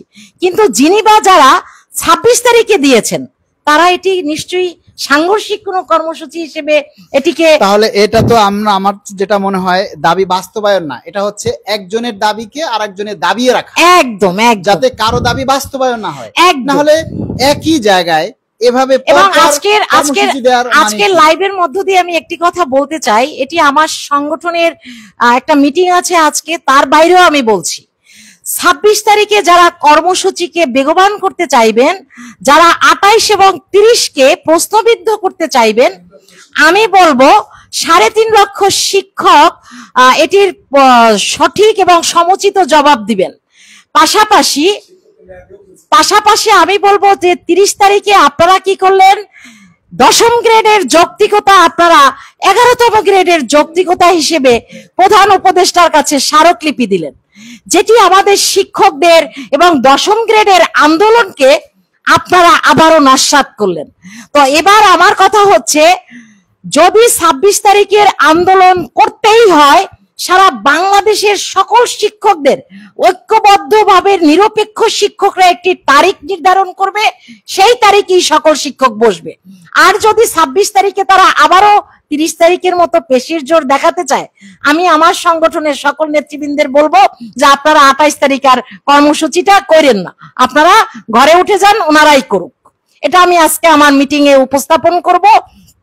তা না হলে বিচ্ছিন্নভাবে কোনো কর্মসূচি শিক্ষকদের এই যে সংগঠন টিকিয়ে রাখার যে এক অসুস্থ প্রতিযোগিতা, এটি আর আমি অন্তত প্রাথমিক শিক্ষায় হতে দিব না। হয় আপনারা করেন, না হয় ঐক্যবদ্ধভাবে করেন, কিন্তু এইভাবে চাঁদাবাজি করে স্মারকলিপি দিতে হবে। আমরাও তো কর্মসূচি পালন করেছি, আমি তো আগস্টের পর থেকে 5টা-6টা কর্মসূচি করলাম, সেখানে তো কোনো শিক্ষকের কাছ থেকে যারা এসেছে তারা নিজেদের মতো করে এসেছে। আমরা তো মানে লক্ষ লক্ষ টাকা চাঁদাও উঠাই নাই, আবার লক্ষ লক্ষ টাকার আমরা কিন্তু এগুলো কিন্তু সব জানি। তো এই বিষয়গুলো কিন্তু 26 তারিখ নিয়ে যদি কেউ টানা হেসরা বা 26 তারিখে যদি ঐক্য প্রতিষ্ঠা না করে এককভাবে বসতে চায়, সাধারণ শিক্ষকরা এর সমুচিত জবাব ইনশাআল্লাহ দিয়ে দিবে। কারণ 30 তারিখে আপনারা দেখেছেন ঐক্য পরিষদের কর্মসূচি, তো ঐক্য পরিষদের কর্মসূচিতে তো 2-1টা সংগঠনের লোক ছাড়া কোন, অনেক সংগঠনের তো মানে লোকই নাই। হ্যাঁ, একমাত্র আচ্ছা, আরেকটা জিনিস বলি, তারা বলে কি মিশ্র সংগঠনের সাথে কোনো ঐক্য হবে না। তাহলে সেদিন তোতা স্যারের সাথে যে ঐক্যটা হলো, তোতা স্যার কি মিশ্র সংগঠনের না? এটি আসলে তারা সুস্পষ্টভাবে প্রমাণ করে দিয়েছে যে বাংলাদেশের সবার সাথে ঐক্য হলেও খায়রুন্নাহার লিপির সাথে ঐক্য করা যাবে না, তাতে তাদের ভাগটা কমে যাবে। কারণ ওখানে গেলে অন্তত স্মারকলিপি যে খায়রুন্নাহার লিপি দিতে দিবে না বা আরো জোরালো কর্মসূচি দিবে, এটা তারা বুঝে গিয়েছে। এই জন্য সবসময় খায়রুন্নাহার লিপি এবং তার সংগঠনকে দূরে রাখার জন্য একটা পায়তারা। এবার সাধারণ শিক্ষকরা ইনশাআল্লাহ 26 তারিখে জবাব দিবে। আর 26 তারিখের কর্মসূচি যদি তারা বিচ্ছিন্নভাবে কর্মসূচি দিতে চায়, আমি 30 তারিখ যিনি কর্মসূচি দিয়েছেন তাকেও বলবো যে আপনিও সমুচিত জবাব দেওয়ার জন্য তৈরি হয়ে যান। সবাইকে এই যে 30 এবং 28-কে যারা প্রশ্নবিদ্ধ করেছে, তারা আসলে কারা? তাদের হ্যাঁ, জাতির উদ্দেশ্যে আমি প্রশ্ন রেখে গেলাম, বিচ্ছিন্ন কর্মসূচি চাই না। এবং আমরা সর্বপ্রথম কর্মসূচি দিয়েছি, আমাদের সাথে আলোচনা না করেই আপনারা 26 তারিখে কর্মসূচি দিয়ে দিলেন, যেটি সাংঘর্ষিক। ধন্যবাদ। আমি মনে করি এই যে শিক্ষকরা, প্রাথমিক শিক্ষকরা বাংলাদেশের অনেক বিশাল একটা অংশ, কারণ এটা সারা দেশের গ্রামে গঞ্জ থেকে শুরু করে শহর লেভেল পর্যন্ত, একবারে মহানগর পর্যন্ত বিস্তৃত, এবং অনেক বড় একটা অংশ হচ্ছে প্রাথমিক শিক্ষক। তা এই প্রাথমিক শিক্ষকদের সকলের দাবিটাই কিন্তু এক হওয়া উচিত, এবং সকল শিক্ষকরা একই টেবিলে বসে আলোচনার সাপেক্ষে যদি একসাথে কর্মসূচি পালন করে, তাহলে আমি মনে করি এই দাবিগুলি বাস্তবায়ন অতি সহজ হয়। কিন্তু সেটা না করে যদি এইভাবে পাল্টাপাল্টি কর্মসূচি শিক্ষকদের মধ্যে হতে থাকে, তাহলে শিক্ষকদের কাছ থেকে সাধারণ মানুষ কি শিখবে? শিক্ষকদের থেকে মানুষ শিখবে তাদের নিয়ম নীতি, ডিসিপ্লিন, শৃঙ্খলা থেকে মানুষ যেখানে শিখবে, অনুপ্রাণিত হবে। ঠিক আছে, আমি একটু বলি মালিক ভাই, 1 মিনিট নেব, এরপর শাহিন ভাই, সিরাজ ভাই বলবে। সেটি হচ্ছে একজন নেতার গুণাবলী হচ্ছে সে প্রতিনিয়ত কর্মী সৃষ্টি করবে, সংগঠক সৃষ্টি করবে নতুন নতুন। কিন্তু প্রাথমিক শিক্ষায় আমি একটা জিনিস দেখেছি, মানে নেতা নেতা হয়ে আছে, কর্মীর কোনো মূল্যায়ন নেই। কর্মী কারে বাবা? আমিও শিক্ষক, আমার সাথে যারা কাজ করছে তারা সহযোগী, তারা আমরা রাজনৈতিক শিক্ষক। আমরা রাজনৈতিক সংগঠক না, আমরা রাজনৈতিক সংগঠন না যে আমার কর্মী নিচে বসবে আর আমি চা খাবো। আর আমাদের এই প্রাথমিক শিক্ষার সংগঠকদের মধ্যে দেখি সামনে বসায় কর্মী, নেতা বসে উপরে। আমি এই নীতিটা ঘৃণা করি। আমি মনে করি আমার যারা সহযোগী তারা বসবে উপরে, আমি বসবো নিচে। এটা হচ্ছে আমার এবং আমার সংগঠনের নেতৃবৃন্দের ব্রত। ধন্যবাদ সবাইকে। চমৎকার একটা মানে উপলব্ধির বিষয় যে শিক্ষকরা যেখানে আন্দোলন করে, যেমন আমরা সরকারি বিভিন্ন সংগঠনে দাবি আদায় করি, এখানে বিভিন্ন পদের লোক আছে, পিওন আছে, এমএলএসএস আছে, সুইপার আছে, খালাসি আছে, তারপরে আরো বিভিন্ন পদের মানুষ আছে। কিন্তু শিক্ষকদের আন্দোলনের ক্ষেত্রে, শিক্ষকদের দাবি দাওয়া বাস্তবায়নের ক্ষেত্রে শুধু শিক্ষকরাই উপস্থিত হয়। সেখানে মঞ্চে যিনি চেয়ারে বসলো তিনিও শিক্ষক, তার সামনে যারা শ্রোতা হিসেবে থাকে তারাও শিক্ষক। সুতরাং কাউকে অবমূল্যায়ন করার সুযোগ নেই। আমি একটু সায়েম ভাইকে জিজ্ঞেস করব যে সায়েম ভাই, প্রাথমিক শিক্ষকরা আপনারা আপাতত কি কি ভাতা পাচ্ছেন? বর্তমানে আপনারা কি কি ভাতা অ্যাপিল করছেন, মানে কি কি ভাতা পাচ্ছেন? ধন্যবাদ আপনাকে। আপনি জানেন যে বাংলাদেশের দূরবর্তী জেলাগুলোর মধ্যে সব থেকে রিমোট জেলা হচ্ছে আমাদের কুড়িগ্রাম জেলা, যেখান থেকে ঢাকায় আসতে প্রায় 10 থেকে 12 ঘন্টা সময় লেগে যায়। তো আপনার এই প্রোগ্রাম সফল করার জন্য আমাদের মাননীয় সাধারণ সম্পাদক কেন্দ্রীয় কমিটির উনি দেখেছেন, সেই কুড়িগ্রাম জেলা থেকে আমি এসেছি। অনেক কথা এতক্ষণ থেকে শুনলাম, বিশেষ করে যে কথাগুলো তার মধ্যে আপনি একটি উল্লেখ করেছেন যে টিফিন ভাতা 6 টাকা করে পার ডে, 6 টাকা প্লাস। তো এটা এতটাই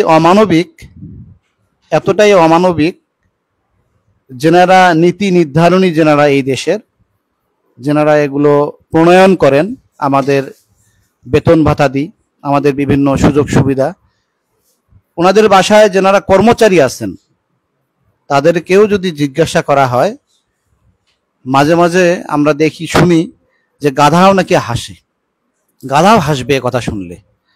6 টাকা বাজারে এক কাপ চার মূল্য এখন 7 টাকা প্লাস, 10 টাকা এক কাপ চায়ের দাম। সেখানে কিভাবে সম্ভব 6 টাকা দিনে টিফিন কি খাবে 6 টাকার? ওনারা তাহলে আমাদেরকে মেনু করে দেখ যে 6 টাকা আপনারা এটা খাবেন পার ডে। তো যাই হোক, সেটা একটি বিষয়। আর একটি চিকিৎসার কথা এসে গেছে, যেখানে 1 থেকে 1,500 টাকা একজন শিক্ষকের, একজন ডাক্তারের ভিজিট, সেখানে কি করে 1,500 টাকা এক মাসের জন্য হতে পারে একজন শিক্ষকের পরিবারের জন্য? তো এগুলো তো দেখলে নেই, আমাদের মূলত এই দুইটাই ভাতা, যে চিকিৎসা ভাতা এবং টিফিন ভাতা, তার সঙ্গে বাড়ি ভাড়া, এর বাইরে আমরা আর কোনো কিছুই পাই না। বাড়ি ভাড়া কত পাচ্ছেন আপনারা? বাড়ি ভাড়া বিভাগীয় শহরের জন্য 65, আর উপজেলা জেলাগুলোতে বেসিক অনুযায়ী নির্ভর করে 40-45 বেসিকের উপরে আর কি। জি, এই পর্যন্ত। মানে এগুলাতে আর কোনো মানে এমপিওভুক্ত শিক্ষকরা যেমন কম পাচ্ছে, আপনারা মানে ওইটা না? না না না, আমাদের এমপিওদের সঙ্গে, যে আমরা পুরোটাই পাচ্ছি। আমাদের এমপিওদের সঙ্গে এই জায়গাটাতে ওনাদেরকে আরো অত্যাচার করা হয়। আচ্ছা, এই বিষয়টাতে ওনাদেরকে আরো আমাদের থেকে নির্যাতিত ওনারা আরো বেশি এই বিষয়গুলো থেকে। আচ্ছা, তো আরেকটি বিষয় না বললেই নয়, আমাদের এই পেশাটা এক ধরনের ট্রানজিট পেশা। তো আপনি লক্ষ্য করে দেখবেন যে এক পেশা থেকে আর এক পেশা ছুটে কেন যায়? মানবিক মর্যাদা, ব্যক্তির মর্যাদা, পারিপার্শ্বিক মর্যাদা এবং অর্থনৈতিক সুবিধা। বছরের পর বছর আমরা এক জায়গাতেই পড়ে আছি। ইতিপূর্বে আপনি একটি ইন্টারভিউ নিয়েছিলেন, আমাদের সম্মানিত সিরাজ ভাই বলেছিলেন যে এক পেশায় জীবন শেষ, প্রাথমিক শিক্ষার বাংলাদেশ। প্রাথমিক শিক্ষার এই অবস্থা আমাদের। আমরা যৌবনকালে পদার্পণ করেছি আপনার এই পেশায়, শেষ সময় পর্যন্ত যদি বেঁচে থাকি 59 বছর পর্যন্ত ওই এক পেশায় আমাদের জীবন কাটিয়ে যাচ্ছে অনেকের। এভাবেই অনেকে সহকারী শিক্ষক হিসেবেই ওনারা অবসরে চলে যাচ্ছেন। এর থেকে লজ্জার হতে পারে না। তো আরেকটি বিষয় আমি বলবো, আপনি যখন এই মেধাবীরা এই কারণে চলে যাচ্ছে, মেধাবীরা থাকতেছে না এই পেশায়। আরেকটি জিনিস আপনারা লক্ষ্য করে দেখবেন, পার্শ্ববর্তী দেশ আপনারা এই যে দেখেন যে এখন কিন্তু অনেক বিষয় আলোচনা হচ্ছে ইলেকশনের বিষয়ে, যে আপনার পার্টিসিপেটরি নির্বাচন, তারপর আপনার পিসফুল নির্বাচন, বিভিন্ন বিষয়ে কথা আসতেছে। আপনার পিআর পদ্ধতির কথা আসতেছে, পিআর পদ্ধতি ছাড়া নির্বাচনের কথা আসতেছে। সব বিষয়ে দেখবেন সবাই বলে যে পার্শ্ববর্তী দেশে কি আছে, আমাদের 91টি রাষ্ট্রে এটা আছে, 90টি রাষ্ট্রে এটা আছে। তো আপনারা একটু লক্ষ্য করে দেখেন কতটা রাষ্ট্রে প্রাইমারি ডিপার্টমেন্টের এই অবস্থা আছে। আপনারা শুধু, আমরা ছোটবেলায় পড়েছি পেট বলে, হাত বলে যে কাজ তো আমি করি, পেট কেন খায়? পা বলে আমি তো হাঁটি, পেট কেন খায়? মানে শরীরের সমস্ত অঙ্গ প্রত্যঙ্গগুলো পেটকে দায়ী করতেছে। পেট কেন খাচ্ছে? আমরা তো কাজ করতেছি, কিন্তু পেট কেন খায়?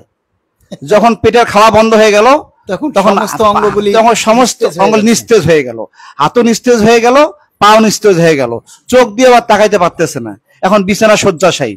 তাহলে পেটের কেন প্রয়োজন তখনই বুঝতে পারছে হাত এবং পা, সমস্ত অঙ্গ প্রত্যঙ্গ বুঝতে পারছে। ঠিক আমরা প্রাইমারি ডিপার্টমেন্টকে যদি আপনি ত্বরান্বিত করতে চান, বাংলাদেশের শিক্ষার মানকে যদি আপনি অগ্রগামী করতে চান, অবশ্যই সর্বপ্রথম শিক্ষকদের দিকে আপনাকে তাকাতে হবে। এই আমরা যখন লাইভ করতেছি, লাইভের মাঝেই কিন্তু বিদ্যুৎ চলে গেছে। তো বিদ্যুৎ চলে গেছে, এখন যদি লাঠি দিয়ে আমরা এই ঘরের মধ্যে বাড়ি দিতাম, আলো আসতো না, কিন্তু ঘরটা আলোকিত হতো না। কি হলো? আলো আসলো, অন্ধকার চলে গেছে। সমস্ত ঘর কিন্তু একটু আগে অন্ধকার ছিল। তো অন্ধকার দূরীভূত করার জন্য একটা পদ্ধতি, সেটা হচ্ছে কি? আলোকিত করা। যে পরিমাণ ঘর আলো আসবে ওই পরিমাণ অন্ধকার দূরীভূত হবে, এটা আমরা জানি স্বাভাবিকভাবেই। ঠিক তদ্রূপ আমি একটি কথা বলতে চাই, আপনারা যদি, যারা নীতি নির্ধারণী যারা আছেন এই দেশের, ওনাদের উদ্দেশ্যে একটি কথা বলতে চাই আমি।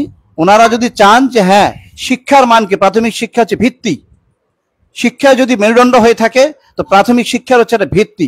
আপনি যদি ভিত্তি 3 তলার দেন, সেখানে কখনোই আপনি 6 তলা ভবন করতে পারবেন না। তাহলে স্পেকট্রাম গার্মেন্টস এর মতো ধসে পড়ে যাবে, আর পরবর্তী বলবেন যে ঝাঁকি ফেলে দিছে লোকজন ধরে, এরকমই হবে। কিন্তু মূল বিষয়টা হচ্ছে, আপনারা ভিত্তি যদি ঠিক করতে চান, তাহলে এই শিক্ষার মূল ভিত্তি হচ্ছে শিক্ষকরা। আপনারা শিক্ষকদের পেটের দিকে তাকান, শিক্ষকদের মর্যাদার দিকে তাকান, অটোমেটিকলি এমনিতেই প্রাথমিক শিক্ষা আপনার যেটা আপনারা চাচ্ছেন, সরকার যেটা চাচ্ছে, সেটা অবশ্যই অটোমেটিকলি হয়ে যাবে, অবশ্যই হবে ইনশাল্লাহ, আমরা আশাবাদী। না, আমরা ছোটবেলা থেকে যেভাবে হাঁটি হাঁটি পা পা করে আমরা হাঁটতে শিখি, কথা বলতে শিখি, ঠিক প্রাইমারি শিক্ষকরাও কিন্তু বাচ্চাদেরকে ওইভাবেই, মানে অ আ থেকে শুরু করে তারা মানে একটা বাচ্চাকে মোটামুটি শিক্ষার উপযোগী করেই কিন্তু তারা মাধ্যমিক বিদ্যালয়ে পাঠায়। জি, বাংলাদেশের এমন কোন প্রেসিডেন্ট বা এমন কোন উপদেষ্টা যারা আছেন, নীতি নির্ধারক, তারপরে সুশীল সমাজ যারা আছে, সবাই কিন্তু প্রাথমিক শিক্ষায় শিক্ষিত হয়েই কিন্তু মাধ্যমিক শিক্ষায় পা রেখেছে। তাই সেই শিক্ষকদের যদি সম্মান না থাকে, তাহলে শিক্ষকরা কিভাবে মানুষকে শিক্ষিত করবে? আমি কয়েকদিন আগে এই ব্যাপারে একটি স্ট্যাটাস দিয়েছিলাম আমার মোবাইলে, আপনারা অনেকেই দেখেছেন। একদিনে বা 2 দিনে সম্ভবত 5,500, আমার ছোট্ট, আমরা খুব অল্প, আমার ফলোয়ার্স, তারপরেও দেখেছি 5,000-5,500 ভিউ হয়ে গেছে। আমি ওখানে ভারতের, আপনারা জানেন যে একজন জীবনমুখী বাংলা গান গায় নচিকেতা, তো এই নচিকেতা স্টাইলে একটি কমেন্টস করেছিলাম যে আপনার ছেলে আমার বাবার প্রতি অগাধ সম্ভ্রম, বাবার ঠিকানা তাই বৃদ্ধাশ্রম। রাইট, আমি এই কথাটাই বলেছিলাম যে এতটাই দুর্ভাগা আমরা, এতটাই হতভাগা আমরা জাতি হিসেবে। আপনারা লক্ষ্য করবেন কেন আমাদের প্রাইমারি ডিপার্টমেন্টের আজকে এই অবস্থা। কারণ আপনি লক্ষ্য করে দেখেন, বৃদ্ধাশ্রমে একটু খোঁজ নিয়ে দেখেন, কয়জন রিক্সা চালকের বাবা আজকে বৃদ্ধাশ্রমে নেই, নীরবে নিভৃতে কাঁদতেছে নেই। আমি মাঝে মাঝে, আমার বাসায় টেলিভিশন নাই, কিন্তু মাঝে মাঝে আমি মোবাইলে দেখি বৃদ্ধাশ্রমের মানে ভয়ঙ্কর চিত্র। এক একজনের চেহারা দেখলেই বোঝা যাচ্ছে যিনি সম্ভবত সাবেক কোনো আমলা, চোখের পানি গড়িয়ে পড়তেছে, বাকরুদ্ধ, কথা বলতে পারতেছে না। কেন? ক্ষোভে তাপে দুঃখে জর্জরিত। আজকে সন্তান, তাকে তার সন্তান জেলার বড় কর্মকর্তা, পদস্থ কর্মকর্তা, হাজারো মানুষ সার সার করে পিছনে যাচ্ছে, বড় বড় কথা বলতেছে বিভিন্ন সেমিনারে তারা, কিন্তু তাদের বাবা মা আজকে বৃদ্ধাশ্রমে আছে। রিক্সা চালকের বাবা কিন্তু বৃদ্ধাশ্রমে আপনি খুঁজে পাবেন না। কোন না। দিন মজুরের বাবাকে মাকে আপনি বৃদ্ধাশ্রমে খুঁজে পাবেন না। কোনো আমি একবার স্পষ্ট কথা, আমি জি। সেদিন একটা ভিডিও দিয়েছি, আপলোড করেছি। জি সেখানে এক বৃদ্ধ মা তিনি বলেছেন যে আমার ছেলে বিদেশে থাকে, জি সে উচ্চশিক্ষিত জি এবং তার ওয়াইফ মানে ছেলের বউ হচ্ছেন অ্যাডভোকেট। জি তিনি বলেছেন সাক্ষাৎকারে যে আমার 3 মেয়ে মারা গেছে, হাজবেন্ড মারা গেছে, মারা যাওয়ার পর ছেলে আমাকে 12 বছর টেক কেয়ার করছে, কিন্তু গত 2 বছর হচ্ছে আমার ছেলেকে বিয়ে করাইছি।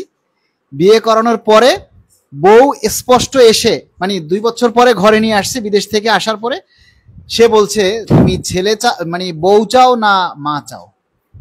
তখন ছেলে মাকে জিজ্ঞেস করছে, মা তুমি কি বলো? তো মা কোনো প্রশ্ন করেনি। তো ছেলে নিজে না পাঠিয়ে অন্য লোক দিয়ে মাকে গাজীপুর একটা বৃদ্ধাশ্রমে পাঠিয়েছে। বিষয়টা বড়ই মর্মান্তিক এবং হৃদয় বিদারক যে ছেলের বউ অ্যাডভোকেট এবং ছেলে বিদেশ ফেরত উচ্চশিক্ষিত, তার মা তার ঘরে থাকার জায়গা পায় নাই। ওই যে নচিকেতার ওই গানটা, যে মস্ত বড় ফ্ল্যাট এপার ওপার দেখা যায় না, জি, জি। কিন্তু সেখানে বাবা মার জায়গা হয় না। তাই আপনার কথাটাই আমি আপনার মানে এত সুন্দর একটা কথা বলেছেন যে কোনো অশিক্ষিত, কোনো রিক্সাওয়ালা, কোনো শ্রমজীবীর মা বাবা কিন্তু বৃদ্ধাশ্রমে যায় না। বৃদ্ধাশ্রমে যায় আজকে উচ্চশিক্ষিত যারা আছে, সচিব আমলা যারা আছে, তাদের বাবা মাইরাই কিন্তু দেখবেন যে বৃদ্ধাশ্রমে আছে। ধন্যবাদ সায়েম ভাইকে। আমরা একটু অনেক সময় হয়ে গেছে, একটু শাহিন ভাইয়ের কাছে যাব।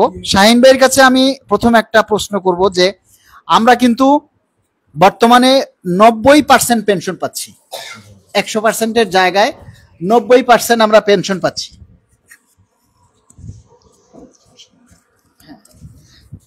এবং এই 90%-এর কিন্তু আমরা অর্ধেক পাচ্ছি, 50%।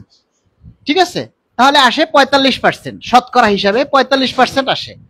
এই 45%-এর আমরা 230 টাকা হিসাবে আমরা পাই। বাকি যে 45% মানে যেটাকে 50% বলে, সেই 50% সরকারের কাছেই থেকে যাচ্ছে। এই বিষয়টাকে আমরা কিভাবে যে দাবিটা করেছি 90% পেনশন 90%-এর পরিবর্তে 100% এবং আনুতোষিকের হার 230 টাকার পরিবর্তে 500 টাকা বৃদ্ধি করার দাবি করছি, এই বিষয়টা নিয়ে আমি আপনার সাথে আপনার বক্তব্য শুনতে চাচ্ছি। বিসমিল্লাহির রহমানির রহিম। ধন্যবাদ আমাদের সবার প্রিয় মালেক ভাইকে, ভোরের আলো 71-এর মাধ্যমে যারা যেখান থেকে দেখছেন, শুনছেন এবং পরবর্তীতে শুনবেন, তাদের জন্য আন্তরিক অভিনন্দন এবং শুভেচ্ছা। আসসালামু আলাইকুম। তো ভাই একটি সুন্দর প্রশ্ন করেছেন। দীর্ঘক্ষণ যাবৎ লাইভ চলছে, অনেকেই বেশিক্ষণ হয়তো লাইভে থাকতেও পারে না, এমবি থাকে না, বিরক্তির কারণে হইতে না, অনেকেই লাইভে আসা যাওয়া করেন, যারা লাইভে আসেন সবাই লাইভটা একটু শেয়ার করে দিবেন। হ্যাঁ, শেয়ার করবেন, পরবর্তীতে দেখবেন। উনি সুন্দর একটি প্রশ্ন করেছেন। আমরা অনেক আলোচনা হয়েছে, দীর্ঘক্ষণ যাবৎ আলোচনা চলছে, অনেক নেতৃবৃন্দ আমাদের এখানে উপস্থিত আছেন। তারপরেও আপনাকে তাতে বলছি, আমরা আজকে ঠিক 8:30 আমাদের একটি সাংগঠনিক মিটিং থাকার কারণে আমরা 8:30-টার মধ্যে আজকে আপনার লাইভ শেষ করার চেষ্টা করব। আপনার প্রশ্ন হলো, দেখেন এমন একটা বিষয়ে প্রশ্ন করলেন, এই আমি এখন থেকে ঠিক 2015 জাতীয় স্কুলের আগের কথা বলতে চাচ্ছি। হ্যাঁ, সেখানে ছিল, দেখেন একজন কর্মচারী যদি পেনশনে যাওয়ার পরে সে ধরলো যে আমি টোটাল পেনশন আমি রাখবো না, সেই ক্ষেত্রে ছিল 75%, অর্থাৎ 4/3 ভাগ নিতে পারতো। মানে 2015 সালের পূর্বে যে আগের নিয়মটা ছিল 2009-এর জাতীয় স্কেল অনুযায়ী। হ্যাঁ, সেটা একটা মজার ব্যাপার। দেখেন সেখানেও এইরকম 90% ছিল। এটা যদিও আমাদের ঘৃণাজনক বিষয় যে আপনার কথাটা বলছেন, পরবর্তীতে আসতেছি। সেখানে দেখা যাচ্ছে কি যে 50% ছিল না, 50-কে যেটা আপনার 45 বলতেছেন, সেখানে বলতেছিল যে একজন কর্মচারী যদি মনে করে যে তার পেনশন পুরাটা উঠিয়ে নেবে, সেই ক্ষেত্রে তাকে 75 দেওয়া হবে। পরবর্তীতে সারা জীবন যতদিন সে বাঁচবে সে মেডিকেল শুধু পাবে। 2015 জাতীয় স্কেল এসে কি হয়ে গেল, বাধ্যতামূলক হয়ে গেল। অর্থাৎ আপনাকে পেনশন রাখতেই হবে।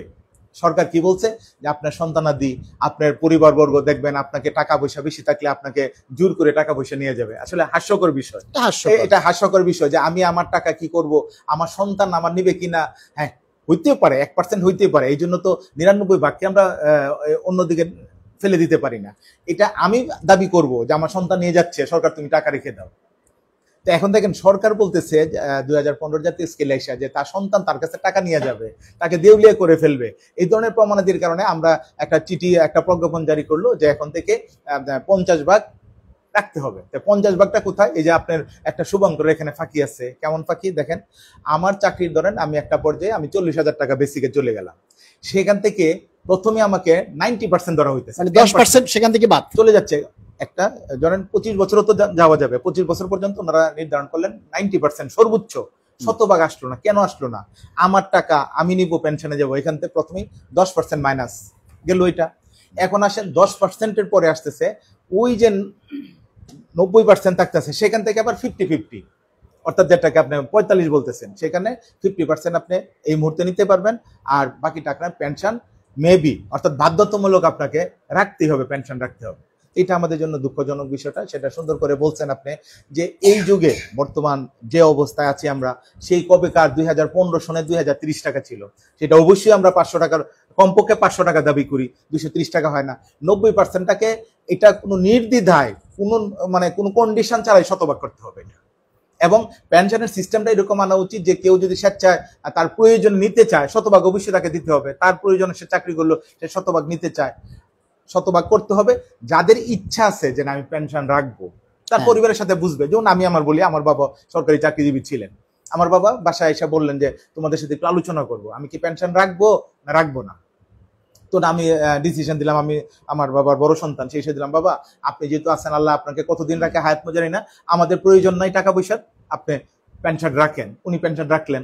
আবার আরেকটা বাবার দেখা গেল না, তার একটা সারা জীবনের স্বপ্ন, ছোট্ট একটা বাড়ি করার জন্য, একটা ফ্ল্যাট কেনার জন্য, একটা ইউনিট কেনার জন্য, একটু জমি কেনার জন্য, গ্রাম পর্যায়ে আমরা যেটাকে বলি জমি কেনার জন্য একটু টাকা, একটা বাড়ি করবে, কিন্তু দেখা যেতেছে কি আপনাকে 50% দেওয়া হইতেছে, অর্থাৎ আপনার যে 45, সেটার জন্য সে পারতেছে না। এখন আমরা দেখাইতেছি যে এটাকে যে তার সন্তানরা তাকে গ্রাস করবে, তার টাকা পয়সা নিয়ে যাবে। যে সারা জীবন যে চাকরি করলো, এত ছোট চাকরি, এত বেসিক, এত অল্প, এটার মধ্যে থেকে যে পেনশনের টাকাটা, আমার টাকাই তো জমলো, আমার টাকাই তো পর্যায়ক্রমে জমলো, সেটা আমি ফেরত পাচ্ছি না। এটা আমাদের জন্য দুঃখজনক। আমি এই পর্যায়ে এবার আমার পেনশন আমি রাখবো না তুলে নিব, সেটা সম্পূর্ণ আমার ইচ্ছা, আমার পার্সোনালিটি, আমার পরিবার বুঝবে, আমার পরিবার বুঝবে। আমার পরিবার যদি মনে করে না সে শতভাগ উঠায় নিতে হবে, যার প্রয়োজন আছে সে নিবে।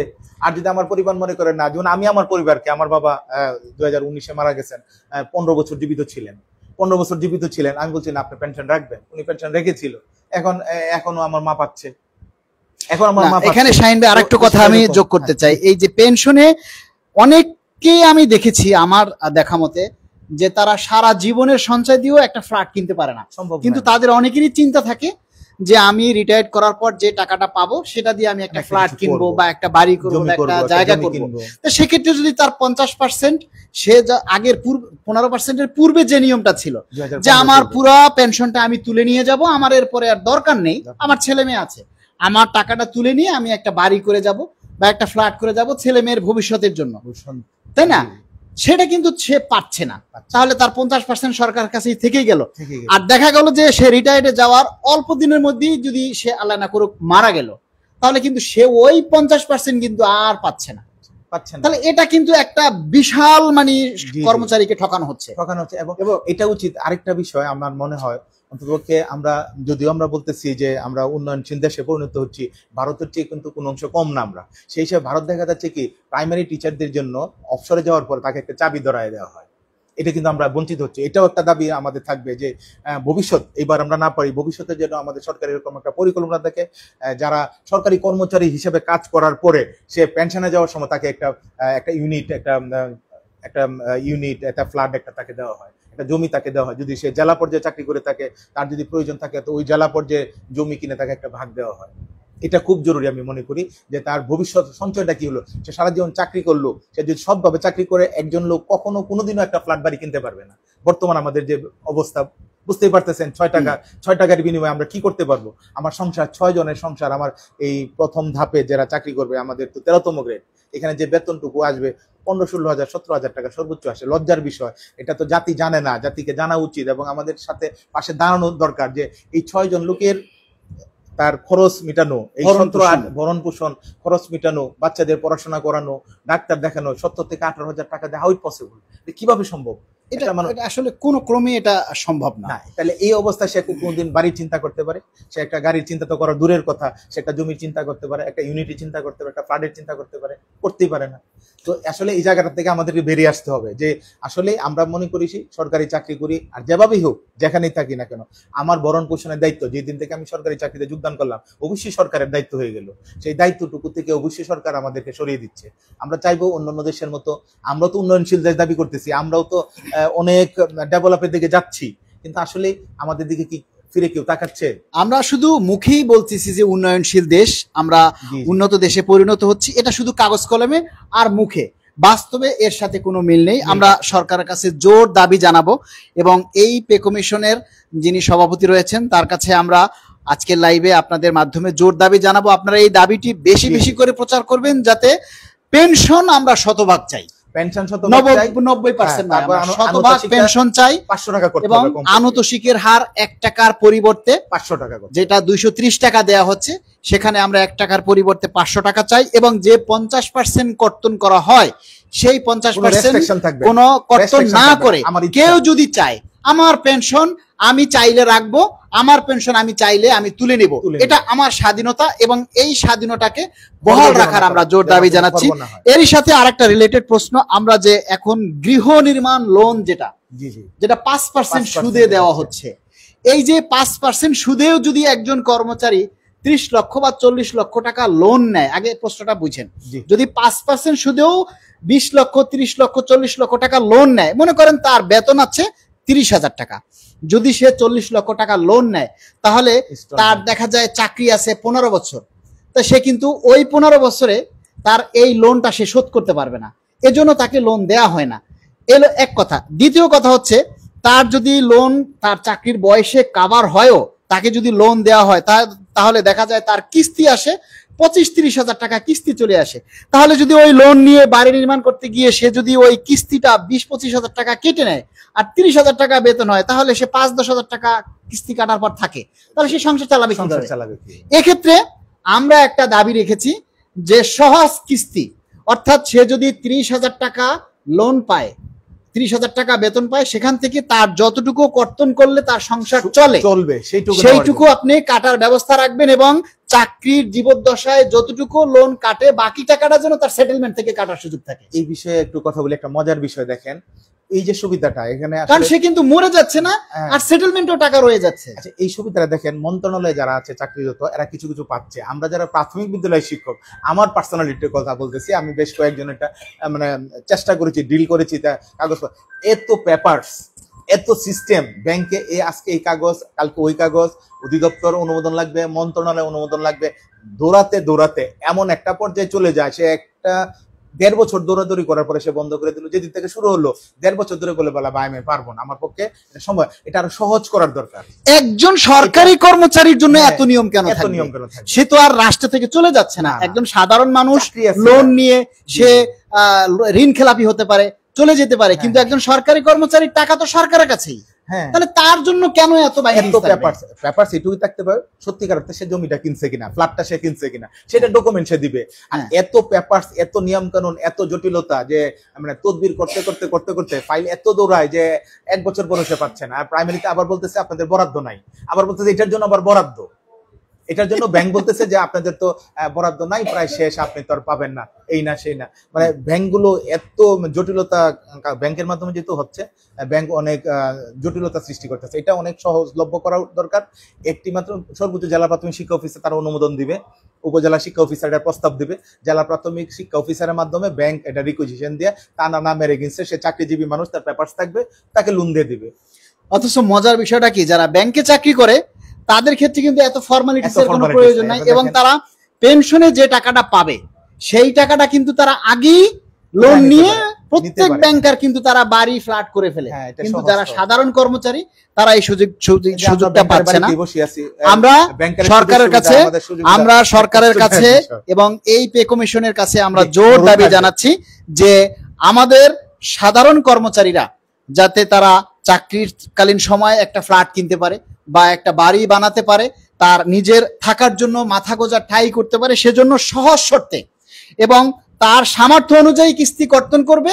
কিস্তি কর্তন চাকরি থাকাকালীন সময়ের মধ্যে যদি শেষ না হয়, তাহলে বাকি টাকাটা তার ফাইনাল সেটেলমেন্ট থেকে কাটার সুযোগ রাখার জন্য আমরা জোর দাবি জানাচ্ছি। একটু শেষ করতে চাচ্ছি, আপনার মাধ্যমে অনুরোধ করতে চাচ্ছি, আমাদের 28 সেপ্টেম্বর আমাদের কেন্দ্রীয় শহীদ মিনারে আমাদের 5 দফা দাবি আদায়ের মধ্যে এটাও আমাদের একটা দাবির অংশ, সবকিছুই অংশ। আমরা এত কিছু এখন প্রকাশ করা সম্ভব হইতেছে না, আপনি আমাদের লোক, সবসময় আমাদের সাথে থাকেন, আরো থাকবেন।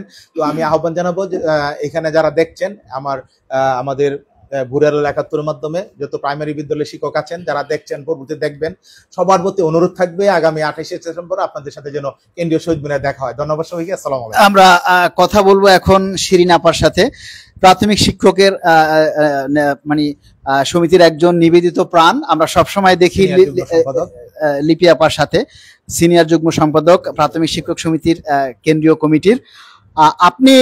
আপনার কাছে আমি জিজ্ঞেস করবো, 28 তারিখ যে আপনারা প্রোগ্রামটা দিচ্ছেন, কি নিয়ে প্রোগ্রামটা দিচ্ছেন, কি দাবি নিয়ে, এই বিষয়ে আপনার কাছ থেকে জানতে চাচ্ছি।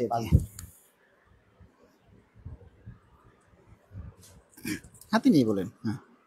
বিসমিল্লাহির রহমানির রহিম। ধন্যবাদ মালিক ভাইকে আমাকে একটা সুন্দর প্রশ্ন করার জন্য, যুগোপযোগী, সময় উপযোগী একটা প্রশ্ন করার জন্য। যেহেতু আমাদের 28শে সেপ্টেম্বর কর্মসূচি, এটা পূর্ব ঘোষিত, আমরা প্রেস ব্রিফিং এর মাধ্যমে আমাদের এই কর্মসূচিটা জানান দেওয়া হয়েছিল। তো তারই সূত্র ধরে বলতে হয় 28শে সেপ্টেম্বর আমাদের যে কর্মসূচি, আমাকে যে প্রশ্নটা আপনি করলেন যে কোন পরিপ্রেক্ষিতে আমরা 5 দাবি নিয়ে 28শে সেপ্টেম্বর শহীদ মিনারে আমরণ অনশনের জন্য ইনশাল্লাহ আমরা বসে পড়ব। তো সেই চিন্তা থেকে আমাদের সংগঠন বাংলাদেশ প্রাথমিক শিক্ষক সমিতি নিরলসভাবে কাজ করে যাচ্ছেন। একটি কথা না বললেই না, যেটা হলো যেহেতু আমাদের এই কর্মসূচিটা পূর্ব ঘোষিত ছিল, সেহেতু এটা না জানার কেউ নাই। হ্যাঁ, আমাদের 3.5 লক্ষ যে আমরা সারা বাংলাদেশে সহকারী শিক্ষক আছি, তো আমাদের এত বড় একটা শিক্ষা পরিবারের আমি যতটুকু দেখি যে অনলাইন অ্যাক্টিভিটি যারা কিংবা অন্য যে কোনো প্ল্যাটফর্ম থেকে আমি যতটুকু অনুধাবন করি যে আমাদের এই কর্মসূচির ব্যাপারে সবাই অবগত। এর পরিপ্রেক্ষিতে বলতে হয় যে এই এত জানানোর পরেও কেন অন্য যে ঐক্য সংগঠন যারা, তারা কেন 26শে সেপ্টেম্বর আবার আমাদের এই ঘোষিত কর্মসূচির আগে কেন তারা আবার আরেকটা কর্মসূচি ডাক দিলেন? এটা খুবই দুঃখজনক। এটা আমি মনে করি এটা ঐক্যের কোনো বহিঃপ্রকাশ হতে পারে না। আমরা প্রাথমিক শিক্ষা পরিবার যে দীর্ঘদিনের যে আমাদের বঞ্চনা, আমরা যে বঞ্চিত হয়েছি, হ্যাঁ, সেই বঞ্চনার এটা একটা পূর্ব লক্ষণ আমি মনে করি। এবং এইভাবে যদি আমাদের ধারাবাহিক ভাবে চলতেই থাকে, তাহলে আমরা যে নিষ্পেষিত নিপীড়িত যে প্রাথমিক শিক্ষা পরিবার, এর থেকে দ্বার উন্মোচিত হবে না। সময়ের যে বলিষ্ঠ কণ্ঠস্বর, আগস্টের পরবর্তী সময়ে যার আবির্ভাব, তাকে দেখে আমাদের আজকের এই পথ চলা এবং আমার আজকের এই অবস্থান, যে একনিষ্ঠ যার কার্যক্রম কিংবা বলিষ্ঠ কণ্ঠস্বর খায়রুন্নেহার লিপি, তো তারই জন্যই আজকে আমার আজকের এই অবস্থান। তো সেই যে ওনার যে সোচ্চার, তার যে একনিষ্ঠ কর্ম, কিংবা আমরা যে বঞ্চিত শিক্ষা পরিবার, এই বঞ্চনার জায়গা থেকে যে আমরা উতরিয়ে যাব, যে পথটা আমরা সুগম করতে চাই তার মাধ্যমে, সেই জায়গাটা কেন বারবার ওনারা রুদ্ধ করেন, এটাই আমি প্রশ্ন করতে চাই আপনার মাধ্যমে। ধন্যবাদ।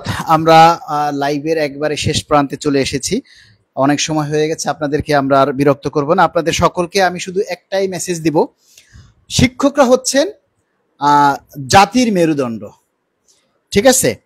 তাই সেই শিক্ষকরা, আমি সকল শিক্ষক সংগঠনদেরকে বলবো, আপনারা সকল বিভাজন ভুলে আপনারা একই ছাতার নিচে এসে আপনারা যদি আপনাদের দাবিগুলি বাস্তবায়ন করার জন্য কাজ করেন, তাহলে আমি মনে করি আপনাদের দাবিগুলি বাস্তবায়ন খুবই সহজ।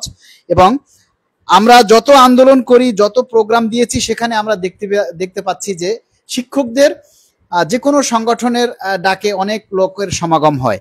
তা আপনারা যদি সকল সংগঠনগুলি একত্রিত হয়ে আপনারা বিভাজন ভুলে একে অপরের মধ্যে দ্বন্দ্ব হিংসা ভুলে যদি একই ছাতার নিচে এসে আপনারা আন্দোলন করেন, এখানে সবাইকে মনে করতে হবে আপনারা সবাই শিক্ষক। এখানে কেউ ছোট না, কেউ বড় না। হয়তো কেউ সহকারী শিক্ষক, কেউ প্রধান শিক্ষক, কিংবা কেউ মানে অ্যাসিস্ট্যান্ট হেডমাস্টারের পদ আছে না, না, কেউ শিক্ষক, সহকারী শিক্ষক, প্রধান শিক্ষক, এই তো। হ্যাঁ, তাহলে সেখানে আপনারা সবাই সম্মানিত ব্যক্তি। সমাজের সবচাইতে সম্মানিত ব্যক্তি হচ্ছেন শিক্ষক। আপনারা সকল ভেদাভেদ ভুলে আপনারা এই আপনাদের দাবি বাস্তবায়নের জন্য একসাথে কাজ করবেন। এবং আমি মনে করি খায়রুন্নাহার লিপি একজন নিবেদিত প্রাণ শিক্ষক সমাজের জন্য এবং প্রাথমিক পরিবারের জন্য। আপনারা সবাই একসাথে বসে আলোচনার মাধ্যমেই আপনারা ক্ষেত্র তৈরি করবেন। এবং আপনারা যারাই যে সংগঠনগুলোই কাজ করেন, প্রত্যেকটা দাবির ভিতরে আমি অনুরোধ করব, জাতীয় যে দাবি, বর্তমান সময়ের সবচেয়ে প্রথম যে দাবি, সেটা হচ্ছে নবম পে স্কেল বাস্তবায়ন। এই নবম পে স্কেল বাস্তবায়নের জন্য আপনারা সবাই এগিয়ে আসবেন এবং আপনাদের সকল দাবির মধ্যে নবম পে স্কেল দ্রুত বাস্তবায়নের দাবিটা অন্তর্ভুক্ত করবেন। এবং সকল পেশাজীবী সংগঠনকে অনুরোধ করব, আমাদের সামনে সময় খুবই কম, যেহেতু গতকাল যমুনায় মিটিংয়ে চেয়ারম্যান মহোদয় প্রধান উপদেষ্টাকে অবহিত করেছেন যে নির্ধারিত সময়ের আগেই পে স্কেল চূড়ান্ত হবে। আমরা চূড়ান্ত চাই না, আমরা চাই একেবারে পরিপূর্ণ গেজেট। আমরা শুধু চূড়ান্ত চাই না, আমরা চাই সম্পূর্ণ গেজেট। কারণ আগামী নির্বাচনের আগেই আমরা যাতে এটা বাস্তবায়ন চাই এবং জানুয়ারি 26 থেকে এর বাস্তবায়ন চাই। কারণ আপনারা সবাই জানেন যে নির্বাচিত সরকার এসে গেলে এবং এই বাস্তবায়ন যদি নির্বাচিত সরকারের উপরে দায় চাপে, তাহলে কিন্তু সেটা আমাদের জন্য খুবই দুর্ভাগ্যজনক হবে। এটা আপনারা সবাই জানেন, সেটা আর বলার অপেক্ষা রাখে না। সবাইকে অনেক অনেক ধন্যবাদ জানিয়ে আমরা আজকের লাইভটি শেষ করছি। সবাই ভালো থাকবেন। আসসালামু আলাইকুম।